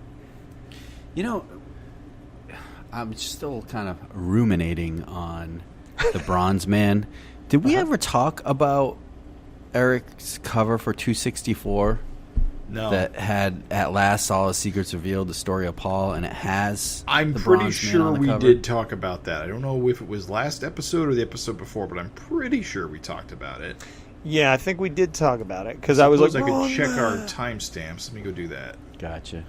Yep. That's fine. That was another reason why I thought Bronze Man could show back up again, because he's on that cover. Well, I think it's like going to be a flashback issue, or at least a flashback. I think story. so too, because it everything looks like parts of his life, but just because he's on the cover, it just makes me think, there's a possibility or something. Yeah, no, I'm with you, Craig. Like, the thing is like, that absolutely was like just in the back of my head, because I was thinking, goddamn, dude, what a crazy bait and switch to have Bronze Man be on the cover. And of course, we're all thinking flashback because of the accompanying text. Right. But then if like Bronze Man showed up at this wedding and ruined Paul's wedding, like, goddamn, dude, what a bait and switch. Definitely been fooled before. Right. And will be again. I can't verify it because an image search doesn't actually bring the cover up, because I think it's only on Facebook, but I think we talked about it in the Ant episode. Gotcha. You know what? We're talking about it now, baby. We're talking about it now. Oh, wait, no, not the Ant episode, the North Force episode. Yeah, I think you're right, because we pointed out Zeke with his weird helmet. Right. But anyway, yeah. I don't want to throw it off. It's just making. I was like, I remember seeing Bronze Man again. I couldn't remember where, and it was that cover. Guys, I gotta ask. This feels like a good place to mention it. How do you think Torment's voices sound, knowing that they're different? Compare them to something for the listeners. Good voice versus bad voice. How do you hear them as you read them? I hear a feeble voice for the white one. Mm-hmm. Shy, feeble, and the fucking... I'm so sorry, Torment followed you home. I couldn't stop him. Right. See, I kind of hear a normal human voice. Ooh. Just he's not really enfeebled at all. It's just, it would just be like a normal person's voice. Whereas the red one is more just angry. You ready for my picks? I hear, coming out of the white voice, Piglet from Winnie the Pooh. Yeah, I can see that. And coming out of the red one, Freddy Krueger. Out of the red one, I feel like it's more of a Ben Grimm, New Yorker. That was Torment's mother. Our mother. Yeah, exactly. Private homes are off limits. How do you like that logic? Everybody knows it. It is funny if you think about it. You really don't see that at Savage Dragon, do you? People getting attacked in their private home. Well, Frank, never mind. Yeah, Dude, there's someone busting through Malcolm's house every other issue. Yeah, I was like, what the fuck am I saying? Like, I'm lying. Like, what the hell am I talking about? Yeah, you're right. Like, Malcolm gets, like, attacked all the time. Guys. Uh-huh. I don't think we talked about the cover to 264. Because that's the Bronze Man cover. I think we missed it. This just in, breaking news. Breaking news from June 14th. Yeah, based on the timestamps on the FINcast website, I'm pretty sure we did not talk about it because we would have had to talk about it during the Ant episode, and it's not in the news items. Which Savage Dragon one is that? Savage Dragon 264. 264? I'm bringing it up, baby. It's an amazing cover. Oh my god, well let's take 2 seconds and talk about it. Here, I'll grab the link and send it. Yeah, I'm looking at it right now. Yeah. At last, all of his secrets revealed. It's a great... Remember, we did talk... I don't know if we talked about it. But I don't think we talked about it on air. Because maybe it even, like, doesn't show his mechanical arm. You know, it's like... Well, it's in shadow. Yeah, so we're like, did it grow back and he doesn't want to show it? Or... Craig, you're a genius, dude. That's how I know we did talk about it, because his arm's hidden, and then his arm's hidden when he's throwing the punch at Bronze Man. And even when, like, William's coming up out of his chest, his arm's hidden. So it's like, yeah, dude. Absolutely, we talked about this. Well, I always took those things as like flashbacks. Like I think we talked about it in. I think we talked about it like among ourselves before we did a retro. Oh, maybe we did. That's the only thing that makes sense to me. It's good though. It's a good ass cover, and I am looking forward to the story. of Bronze Paul Man's crazy. nose bothers me. The hog nose. I don't like him having a nose. But yes, there's a bunch of weird characters on it, like Zeke in a mask and like Red Rock and and Joseph Strange in his like Magnus robot fighter dress. He's good point about that. But that's perfect. Man, it would have to predate Magnus is like from the 50s. He's like a key, right? Yeah, he's got those sweet Buccaneer boots too. Yeah, he's a mix. His little tunic. I think they call it a tunic, right? He's definitely got some Luke Cage Power Man in him, too. It's not a dress, it's a tunic. With a huge pop collar, like enormous. Yeah, what's funny is out of all of them, he's the only one that looks like whack as a motherfucker. Like, the rest of them look fantastic and kind of, like, timeless. Well, I mean, geez, look at Dragon right up front. What the hell am I talking about? With his big D on his chest. Oh, yeah, he's awesome. Still looks cool. He looks cool, but I mean, I'm saying that, like, I think those two are the only two that kind of look busted. Oh, come on. Sergeant Marvel. He's such a weirdo. Oh, I love him, but he's such a weirdo. He's like Cockroach Batman. Dart's kind of a squiggle, but I kind of dig her, like, original More costume. Yeah. And, Rock looks like the villain guy from Invincible. The cement guy, right. Forget his name. Boulder. Or something. Crust suit. Yeah, right. The stone crust. All right, now all of our listeners have disappeared because we just jumped to a cover that we forgot to cover. Right, let's get back to the important thing with the lettering. Yeah, who won the lettering battle? Spread. Well, I guess it comes down to, do we prefer Mama in red or Mama in black? Right? Mama more of a regular font, and Mama is more I'm going to be honest. I don't like the colored letters as much as the black ones. So I got to give it to Rus. Same. Well, I'm going against you guys, but you did give the 2 votes, so Rus wins that one. I like, obviously, as we've mentioned before, Torment's like jaggedy word balloons on Rus is way better. Mm-hmm. But I think if you're going to, try to throw something in for some emphasis on a double-page splash, I'll always go graphical.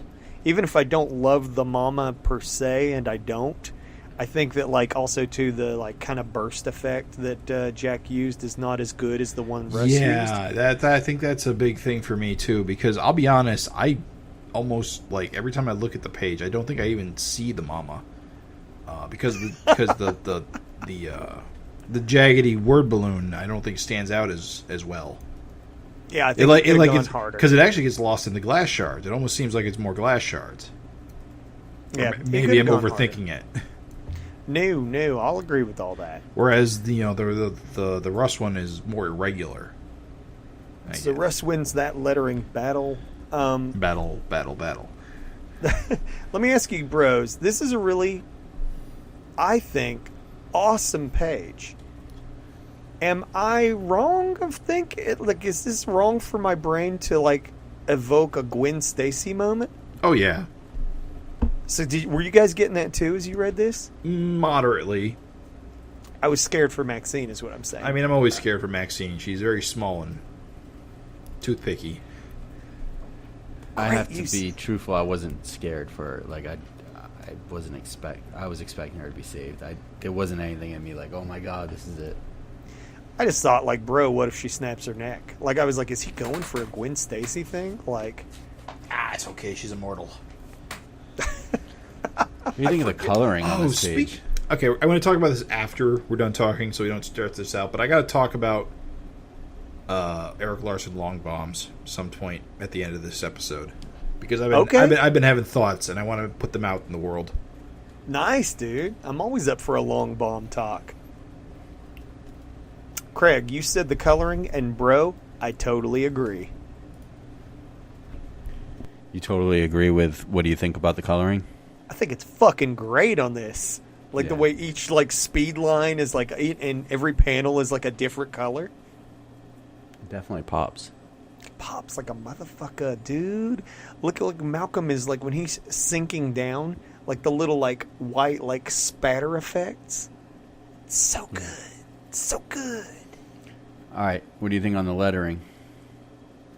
Well, I think what it comes down to is, do you like Black Malcolm or Red Malcolm? It hey, comes man. down to more than that for me. Oh, well, lay it out there. I like the HNHA, the more understated. You like it understated? Yes. Like, in terms of more just lettered. Because I feel like the Malcolm's a scream. I feel like when you do something like I understand he's throwing her, but it just, I don't know. I have to agree with Craig on this one. I think it understated is better. You like it understated, both of you. I also just think, I don't think red just reads very well. It just seems kind of muddy. I am losing again. I preferred both the Malcolm and the like, I preferred that to have some action and emphasis. I think Oh God being played subtle is good contrast. But, hey, baby, it's 2-3. That's why this works so good. So that's another one for us. I gotta say, this is some incredible super aim. Yes, tossing dude, her from the street into the bed. That's almost a 90-degree turn. I love it, dude. Well, it's an arch, like a toss, like a basketball. But it's like, dude, what a fucking... And into the bed, dude. Incredible. Those dragons have super aim. And she gets back up there before he hits the car. It's awesome. I thought that action sequence of him, like, fucking saving her, like, fucking... Like, he jumps down and, like, throws her up. Think about how crazy. Like, somebody drops your loved one and you just fucking jump down and throw them back up before they could even hit the ground. It's awesome, dude. I think it's a great showcase of super aim. I think it's fantastic. I loved it. And I also, here's the thing, I do like Torment, like, coming down feet first. Yeah, but that's awesome too. It is slightly unclear. Well, it's not unclear because obviously he's falling. But the way he's, like, posed is like he's floating. And you don't get, like, Torment landing feet first with an impact in the next panel. So it kind of loses some of the impact you'd expect. Like if he landed on Malcolm's chest or he landed on the car after Malcolm rolled away. If there was just him hitting the ground both feet, I think it would be more impactful with this, like, floating in the air look. Totally agree. I love that Eric's still using these, like, playful panels, like 90-esque. Oh yeah, the smudgy. Yeah, I totally 100% like second that, Craig.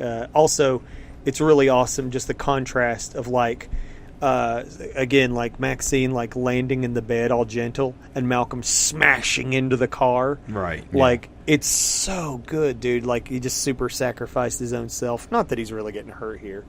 But like he lands, like smashes into that car all hard, and like she's just falling into a bed.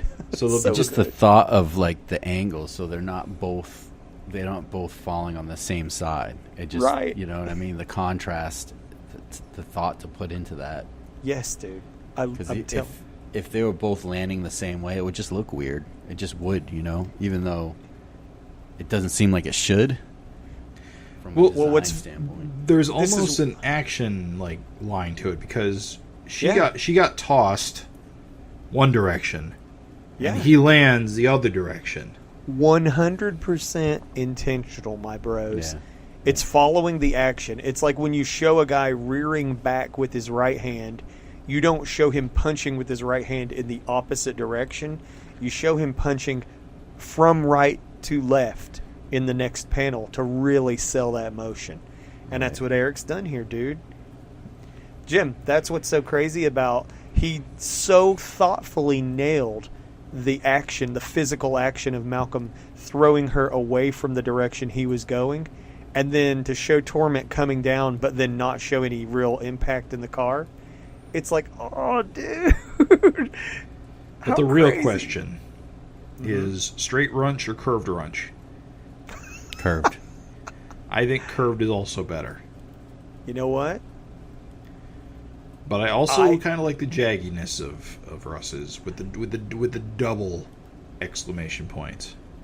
It's so funny because I am super going in the opposite direction on you, bros.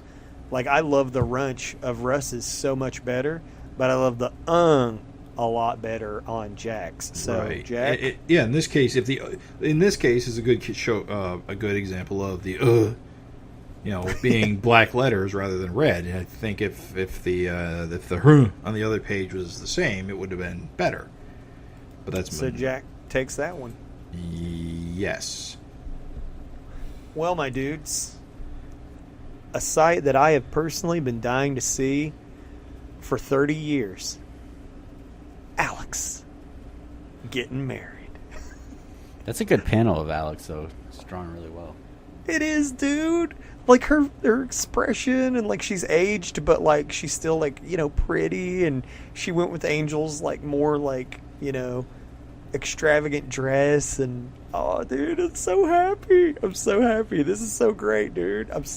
It's like I've been waiting for this bitch to get a happy ending for decades. She's getting it.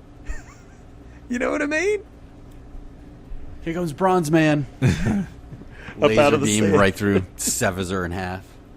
And poison gas. So it took me a second to figure out why Paul was looking at Angel and she was like shrugging, but it's because Malcolm's not here. Yeah, he's looking for Malcolm. Yep. He's like, where's my son? The grandkids. My quote-unquote son. Where's my non-son?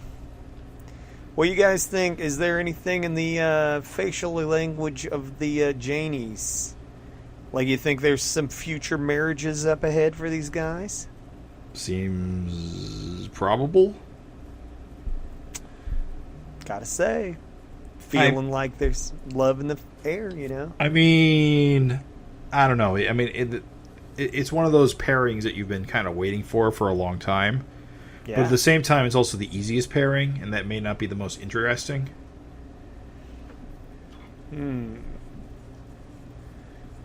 Because they're twins. They're twins, and they're doppelgangers. So they're made for each other. Alexandria Wild. that one Janie twin definitely is way into that nose ridge. You can tell. Of course, she has no nose. She just likes noses. She just thinks it's awesome. This motherfucker's got extra nose. Yeah, that's good Angel too, by the way. Like the good Angel, like expression. So, yeah. On this page, Rus makes the cardinal sin of having bubbles go off the page. Yes, he does. What's up with all of a sudden, like, the tails all change? Don't like it. Don't like it. I don't like that either. It is just for this page. You're right. Yeah, Because it's a serious situation. So those tails got a curve. those angular, like the way they like shoot down and then shoot off in a big sweeping curve. Yeah. Yeah. Not a fan. Got to go with Jack. Gotta go, Jack. I'll agree to make it unanimous. That's a three-peat for Jack, dude. One last thing. I'm going to bust Erik's chops. As good a job as he did on Alex, and I love it. As good a job as he did on Angel's face, and like even Paul looking over his shoulder, I like. Like, there's so much good stuff in here. How dare you, sir, not have a little like table with drinks or some balloons somewhere? I know it's That's beach for the wedding. reception, dude. This is where's just like the wedding. little hutch that you have at beach weddings with like the flowers on the lattice work, whatever it's called. A little arch. Yeah. Let's do it, bro. Where is that stuff? Come on, man. All right. Just saying. I'm gonna bust. That's it. Just want to bust his chops. They clearly went with the budget priest.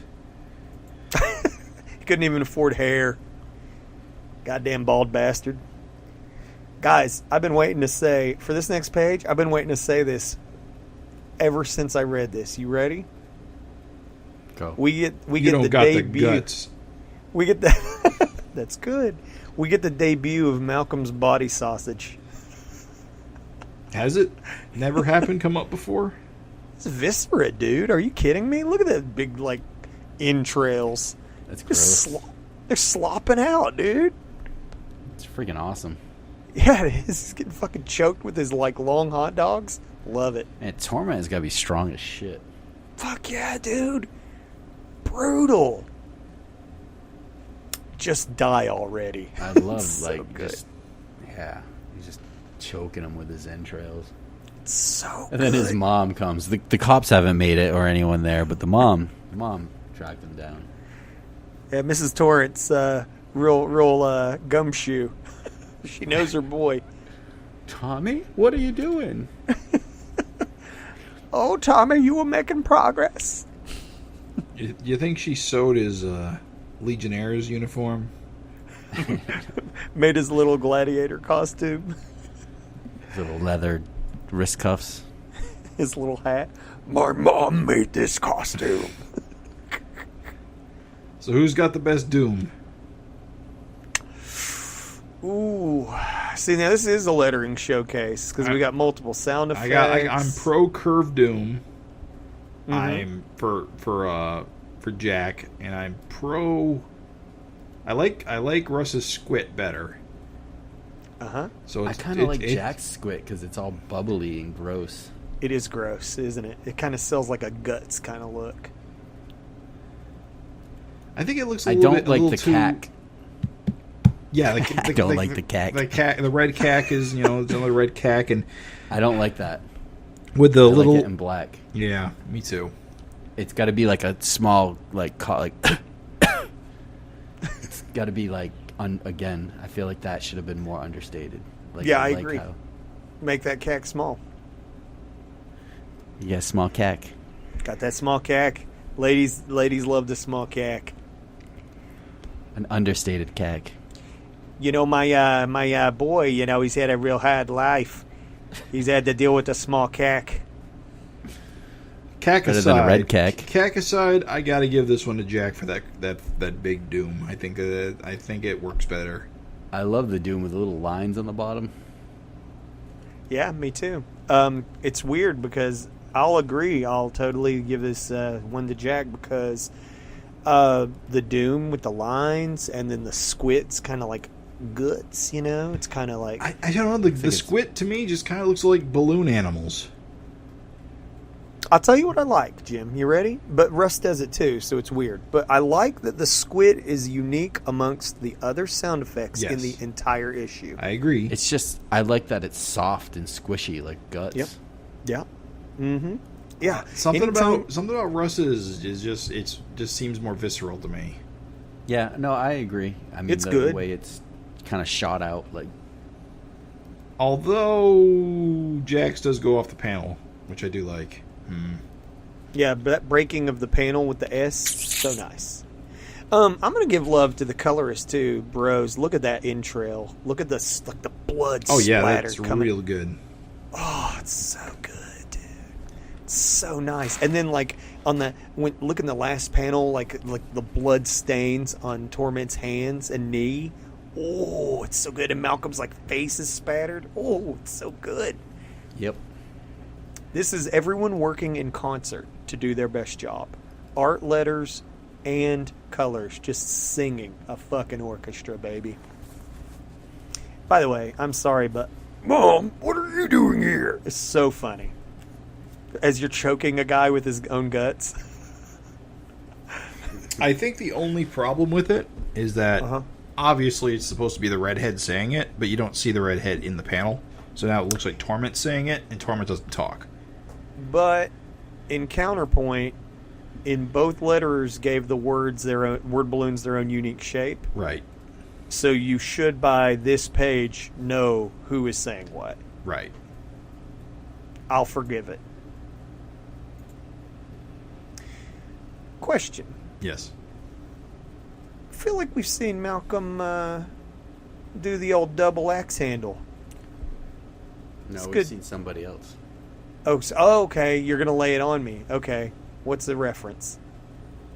Because I know, from this point on, I know it's Reference City, baby. I just sent you guys something on Facebook Messenger. We'll wait and let the audience see if you guys get your reaction to that. All right. Classic. I knew that's what that was. I knew that's what that was, dude. Wow, Okay. this is more direct reference than I remembered. Can I tell you that is one of my favorite dragon faces of all time? Like the one where he's just in the pool. So for the listeners, the next 2 pages of 260 where Malcolm's smashing Torment's head and then kind of passing out is direct reference to, or even, I don't know if it's shadow boxed or whatever. I don't think it's dead on. Like, the poses are a little different. Oh, like, good example here in the first panel with Malcolm doing the double axe handle here. His legs are in a completely different position because, originally it's a little bit awkward, whereas this one it makes a lot more sense. So it's from Savage Dragon miniseries 2, where Dragon's fighting Super Patriot, kind of does the double punch on Super Patriot, but has lost so much blood that he ends up passing out.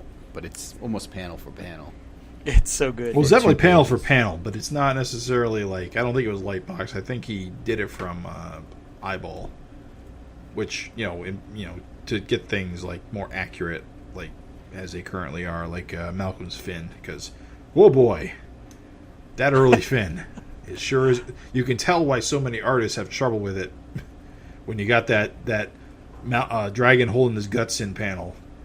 That fin is not 90 degrees to the forehead. Many segments.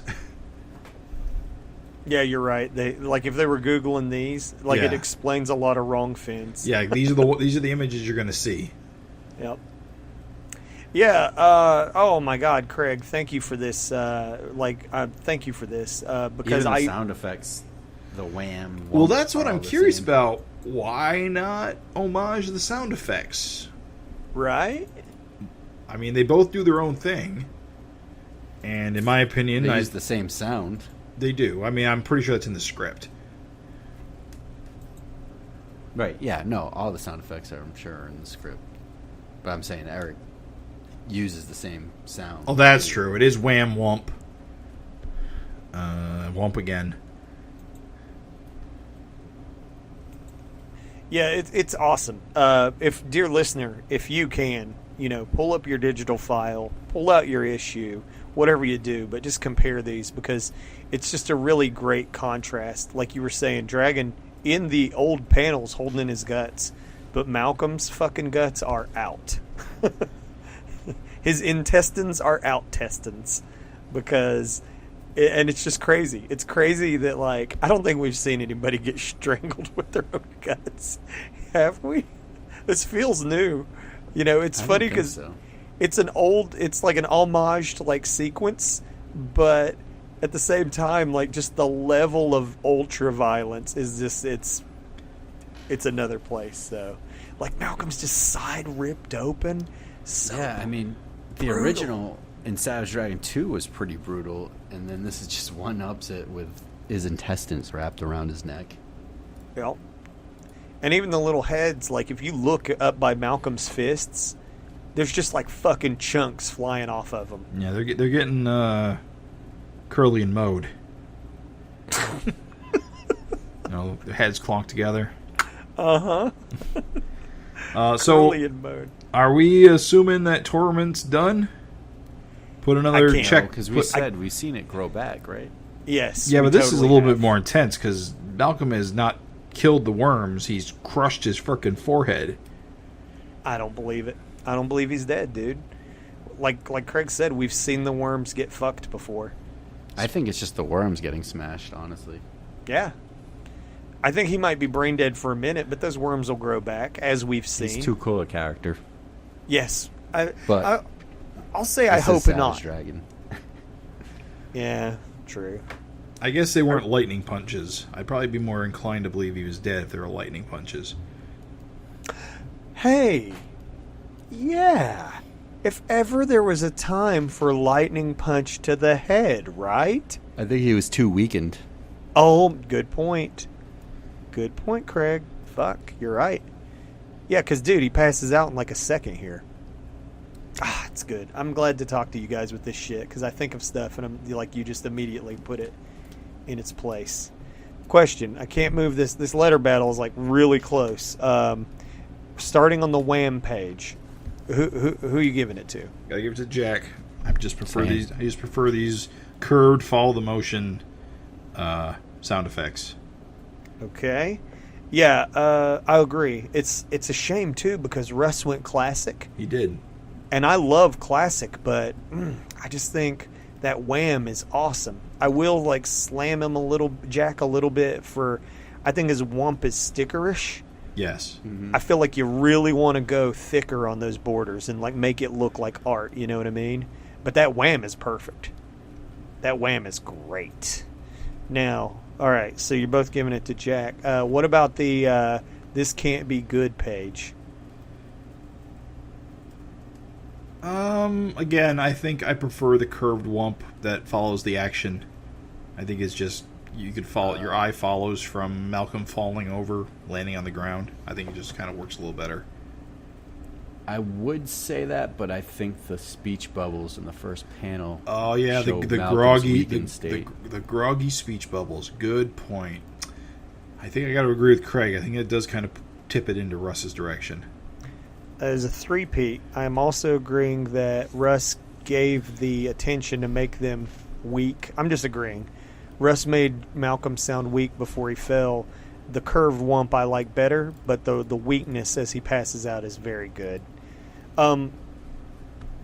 Yeah, I love also too, guys. Just like to talk about the actual comic itself too. I love this panel of Malcolm with just his goddamn guts, like just hanging out and like the blood just pouring and hitting the floor. Oh, it's so good. And Craig, you were talking about like on the splash page, the way the cross hatching's like coming off the corner. Yeah. Like he does that here in that first panel with Malcolm to great effect. I gotta criticize Iliopolis though. Oh, On that second page, putting Alex coming in yelling dragon and putting it over top of the wump yes. kind of ruins the wump. You Yep. can barely Wump tell what sound it effect says. is kind of wonky anyway. Yeah. Yeah, agreed. VVUIVIP. It was early days. No one knew what they were doing. It was the Wild West. Yeah, digital, not a thing. It's a thrill, dude. Like, when I was a kid, I just want to say, I know it sounds funny to be so hyped over an homage, but it's a self-homage. And, like, when I was a kid, legitimately this moment, when Dragon just, like, fucking just passes the fuck out in his own pool of blood because he's just been cut up too much. He just looks dead. Yeah, I got to tell you, as a kid, this shit hit me so hard because obviously I'd never seen anything like that with like Superman or Batman or any just like fucking knock the fuck it looks out. like a murder scene. Right. Yeah. So to see it homaged here in 260, I was just like, oh, I love it, dude. Love it. And I think it's a little comical to compare the two where like Miss Torrance is filling in the place of Alex. Right. And Why isn't she shouting Tommy and covering up the wump? And for Malcolm to say this can't be good, that's funny, dude. Like that's kind of funny to me. Somebody on Twitter today, someone posted a GIF of like the Sam Raimi Spider-Man movie. That scene where Spider-Man gets punched by Green Goblin and he like flies through like a bunch of debris and stuff. And someone was making a comment that if that was shot today, Spider-Man would get up and say, "Well, that happened." Like that would be a negative. Yeah, I gotta say I don't like that sense of humor, so yeah, I'm okay with that joke. And how is this can't be good, not that though? Because that happened is like when you say, well, I guess I'm a prisoner for reasons. It's like you can't that's not good comedy. It's funny maybe like once or twice, but like to treat it as a style of comedy. Now this can't be good is funny because it's like obviously having your goddamn guts in a noose around your neck is obviously not good, but like this can't be good is funny. It's funny because he's just like saying something in an understated way when he's in a ridiculously violent situation. Right. Well, that happened to me is not the same as this can't be good. What a particular conversation that just was. Well, that just happened. So, last page, Jim, I thought you were promising us a big closeout here with this. What? In the letter battle. Oh, right. Well, no, I'm just saying that when it all started, I thought for sure I was going to be, Team Rus, just based on that first page. But in the end, I think ultimately Jack wins out for me. Okay. And I think part of that does come up in this page, and I just prefer Jack's next issue box more. Same. So you guys are giving it to Jack, right? Well, we haven't really talked about what's going on the page, but I am, yes. Okay. Well, let's talk about the page, and then we'll get to the results. Hey, man. Like, let me first say, I'm always going to stop and appreciate Maxine. And I think she's looking cute as hell here. Well, she's still wearing her wedding clothes. Of course. Yeah. Had to rush and get her man to the hospital. I appreciate that Erik is still keeping the random, thick, fat-ass borders in play. Yep. Like, I like that. I like just as the same as we were, like, praising the rough, like, 90s borders. Like, I like these thick, colored, random borders, too. And I also like the gag of, at first, maybe you don't know necessarily who she's talking to. Right. But by the end of the page, you absolutely know who she's talking to. Well, she says it was in the news, Angel. Oh, does she? I'm a moron, she does, guys. and also she mentions that Torment's dead, but she could just not know for sure. Well, she says he's dead, I think. Right. So that's a good little that out. doesn't really mean much. Yeah, that doesn't mean shit. I'm such an idiot. I thought that was a funny setup or whatever. But well, yeah, it is. totally I mean, there is a joke at the end. I mean, she says, "I'll make sure to give it your best."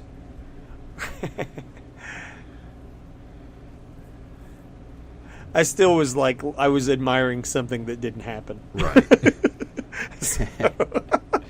Hey, Paul, give it your best. You're right. Oh my goodness, dudes. Yeah. So, the lettering battle. You guys are going to be shocked. Did you tally it up? I did. I got my tick sheet right here. Is it a tie? And the winner is It's Jack. by 1 point. Rus. Really? Yup. And dudes, you guys literally had them neck and neck on like the Wham page, and then like it just totally came through, and Rus like won that last one. So yeah, or no, Rus didn't win that last one. Like Jack was way behind, and then like fucking just came up like crazy. But there were 2 no contests. And yep, it definitely reflects my feeling on this issue in terms of the letters. Like, I just think that I would be happy with either. Yeah. When you compare both of them, it's kind of just nitpicky things. Right. Yeah. They're both excellent at what they do. Yeah, 100%. And we'd be lucky to have either. Oh, yeah, 100%. Like, we're talking like we're some kind of lettering, like, geniuses or aficionados, but, like, bro, they both did an awesome job. Yeah, no, but listen, I mean... If we didn't have 2 to compare, we wouldn't even know. Yeah. But I think just even reading Savage Dragon and seeing the best letterers take on this book is really giving me an appreciation of a letterer. Before Savage Dragon, or not even before Savage Dragon, before I really even started talking about it, talking it through with you guys, I didn't appreciate lettering as nowhere near as much as I do now, or at least I didn't realize how much I appreciated it. It makes a big difference. Yeah, it totally does. And it's fun to look at 2 different guys. Like, this is such... When we talk about great experiments in the book, I mean, I don't know if you call this so much an experiment. I don't know, maybe. But it's one of kind of the cool, fun things that aren't necessarily something to do with the plot of the story, but just artistically, like, that I really enjoy. It is a, if not an experiment, because it isn't really an experiment. It's more of a... Normally, I would expect like an artistic choice. You would just have 2 people do a test run, whichever one you liked more, you just run. Right. But in this case, because Erik's doing the 2 cover thing, he's got an opportunity to print both. Right. So, it's kind of a unique opportunity just to see 2 different letterers letter to the same book. Give the collectors a little something extra to, a little extra value in buying both. And it's something very few, if anyone, has done before. So, there you go. I agree on all points, and I'll just add that I think I probably said it in the past, but Savage Dragon is definitely like a cartoonist's comic. Right. And it's a chance for you, like the experimentation and the different things you see in this book, you just don't see in other books. Like you said, like nobody's, like if this was some other book, they would just pick a letterer off, nobody would ever know. And they would just like maybe have them do like 1 or 2 pages as a sample and then just go with the guy they liked out of those 1 or 2 pages. Here, Erik paid 2 different guys to do the entire book and then put it out there for us all to see.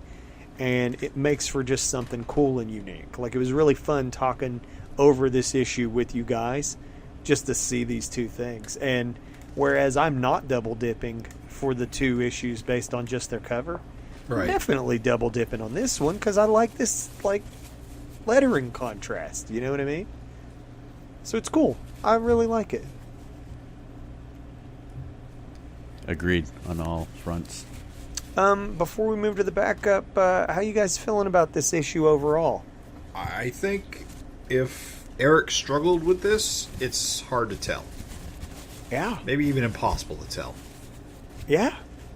This was a good issue. Yeah, I enjoyed everything about it. I mean, the action is, up there. I mean, I couldn't ask for more. I mean, look what we got. Like, Entrails and Torment is such a great villain. I love him. I mean, I don't think there's enough rogues that Malcolm have that stand out for me compared to, like, Dragon with all the Vicious Circle guys. But Torment is one of them. Yeah.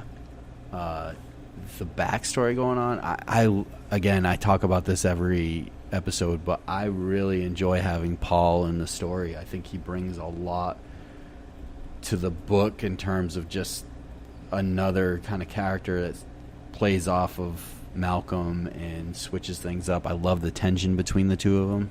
Mm-hmm. Or at least just on Malcolm's side of things. It's kind of fun. Yeah. And with Dragon, we're getting a lot of these characters either coming back or new characters. So like Joseph Strange or, what's his name, William coming back, Alex more in the picture. I don't know. I'm really enjoying post 250. Yeah.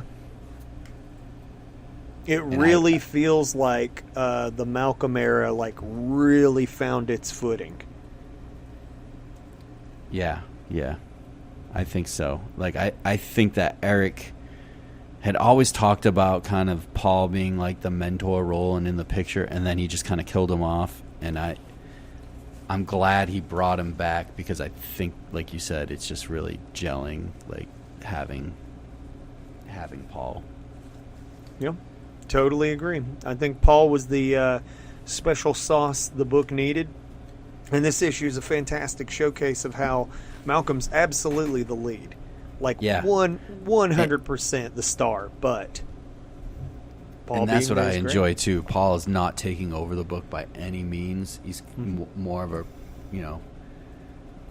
a side character, but he's still fun to see what he's going through, and I'm looking forward to the upcoming issues where it looks like they're going to be teaming up. I'm sure it'll be a real bonding experience. I'm sure Malcolm will be calling him Dad any day now. Sitting on his knee. Tell me a story. Dad. Daddy. Daddy, no. Never. Don't call him Daddy. Don't do it. Daddy-o. Who's your daddy? Pops. Pops works. Pops Accord. Paul. So let's talk about the backup. Well, hold up. I don't believe we really talked about the backup last time, because we are planning to have its creators on next time. So I think we should hold off on going over the details on these backups until next time. We did do that, didn't we? I believe we did, yes. It's been a long time, bro. It's easy to forget. And if we did, and if that wasn't the case, we'll go over it again next time anyway. So just for the listeners, we're planning on having Dave Kelly, who wrote the story, and I think Dean Haspiel, who I'm pretty sure owns... I know he owns the Red Hook? Red Hook character. I don't know about all the other characters in it, but it's heavily based on the Red Hook adventures. Right. Well, the credits say written by Dave Kelly and from a story by Dave Kelly and Dean Haspiel. Okay. So artwork by Brett Hobson. They've both agreed to come on and talk about their story. I think originally I thought it was 2 parts, and now Yeah. I guess it's 3, right? Yeah, I double checked. I believe I asked them, and they said it was 3 parts. So next episode will be the conclusion, and I figure we'll have them on for an interview segment, and we'll go over the whole thing with them, and just make a whole segment out of it. Should be cool. It's always kind of neat to have other comic creator perspective. Right. And they're teaming up with the Red Hook teaming up with Dragon kind of makes it for a fun adventure. Yes. Plus, I remember there was a Red Hook backup in another issue of Dragon, and I was just like, whoa, awesome. So, yeah. I'm hoping to catch up on some other Red Hook comics before we get to the next episode as well, to get a little better understanding. Because, I remember that backup with the Red Hook. I wasn't sure if that was like a reprint of a webcomic or where that came from, or if it was original for that issue. But it was... Red Hook has like a whole series of web comics, and I think it was something that appeared originally as a web comic. Right. So it'll be cool to get into that, but we're going to save it for now. Sweet. Sweet, sweet, sweet. So that's it. Anything else? He's got to do his thing. Oh, right. I also had another thing. Lay it on us. Long bombs. All right, so... Oh, long bombs! So, yeah, dude! Just real quick, I don't want to spend a ton of time on this, but I've been thinking about it, and one of the quote-unquote, not complaints, but like things we've noted in the past, is that the one thing Savage Dragon kind of is missing right now is like things seated that are just kind of there, that are, still going, which Arcs and long bombs may or may not ever get like focus, but might, because they are interesting and they could mean something. And I think there's two that we often forget about. Okay. And one of them is Maxine Immortal, which happened way back, and we won't know that probably for years if things continue, in real time. Because again, you won't. Erik once asked, "When would you notice someone wasn't aging?" And they'd probably be in their 40s, and Maxine's still in her 20s. So who knows? But the other one, I think that has like real merit that might mean something is. Do you remember when Amy Dragon was born? Mm-hmm. And she was born human. Yeah. And then she turned into a dragon. Oh, yeah. I think that means something. I don't know what that means, but I think it means something. Whether or not she may one day be able to shapeshift between forms or maybe have additional powers of some kind. But I find that, something that has not been brought up since, and I'm curious if it actually has any meaning. You're right, dude. Yeah, those are some, very legit long bombs. I suppose the explanation could be is that she was in fact born human, but for whatever reason, she got dragon blood after she was born, which is why she turned into a dragon, because that's what happens when you get dragon blood. But for whatever reason, she didn't need freak out to survive, probably because of Malcolm's biology. Yeah, I was going to say she's at least half chosen one. Right, so it's just curious that for Jack and Tyrone, that happened in utero, but she got born. Of course, they have dragon toes, so they may have been born Krylons. It's that strong-ass Maxine DNA is what it is, dude. Yeah. Whatever it is, I still think it might mean something someday. Yeah, man. I'm with you. I can't think of anything else other than maybe the ugly Johnson twin thing, which I absolutely don't think is a thing. Craig. I never will feel be. attacked.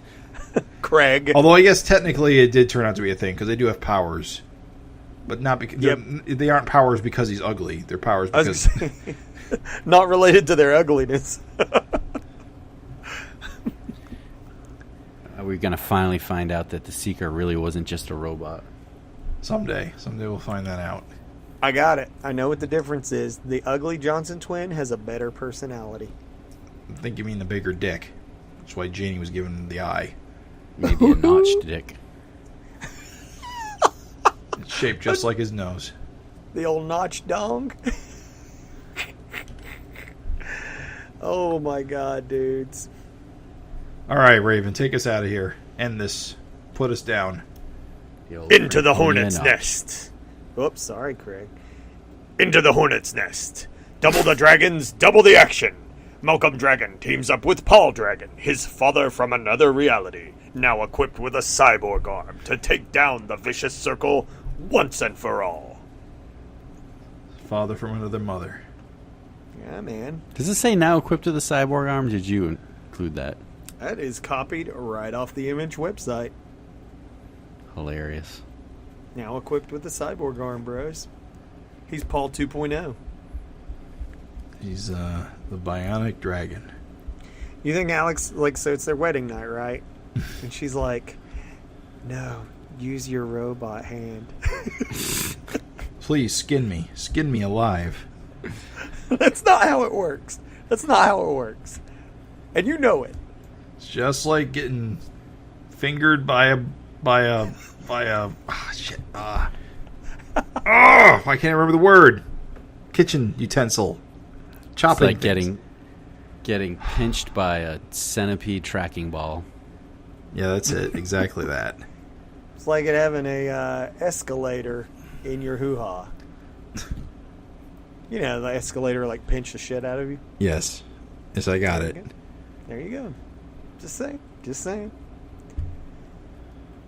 Thanks for listening, everybody.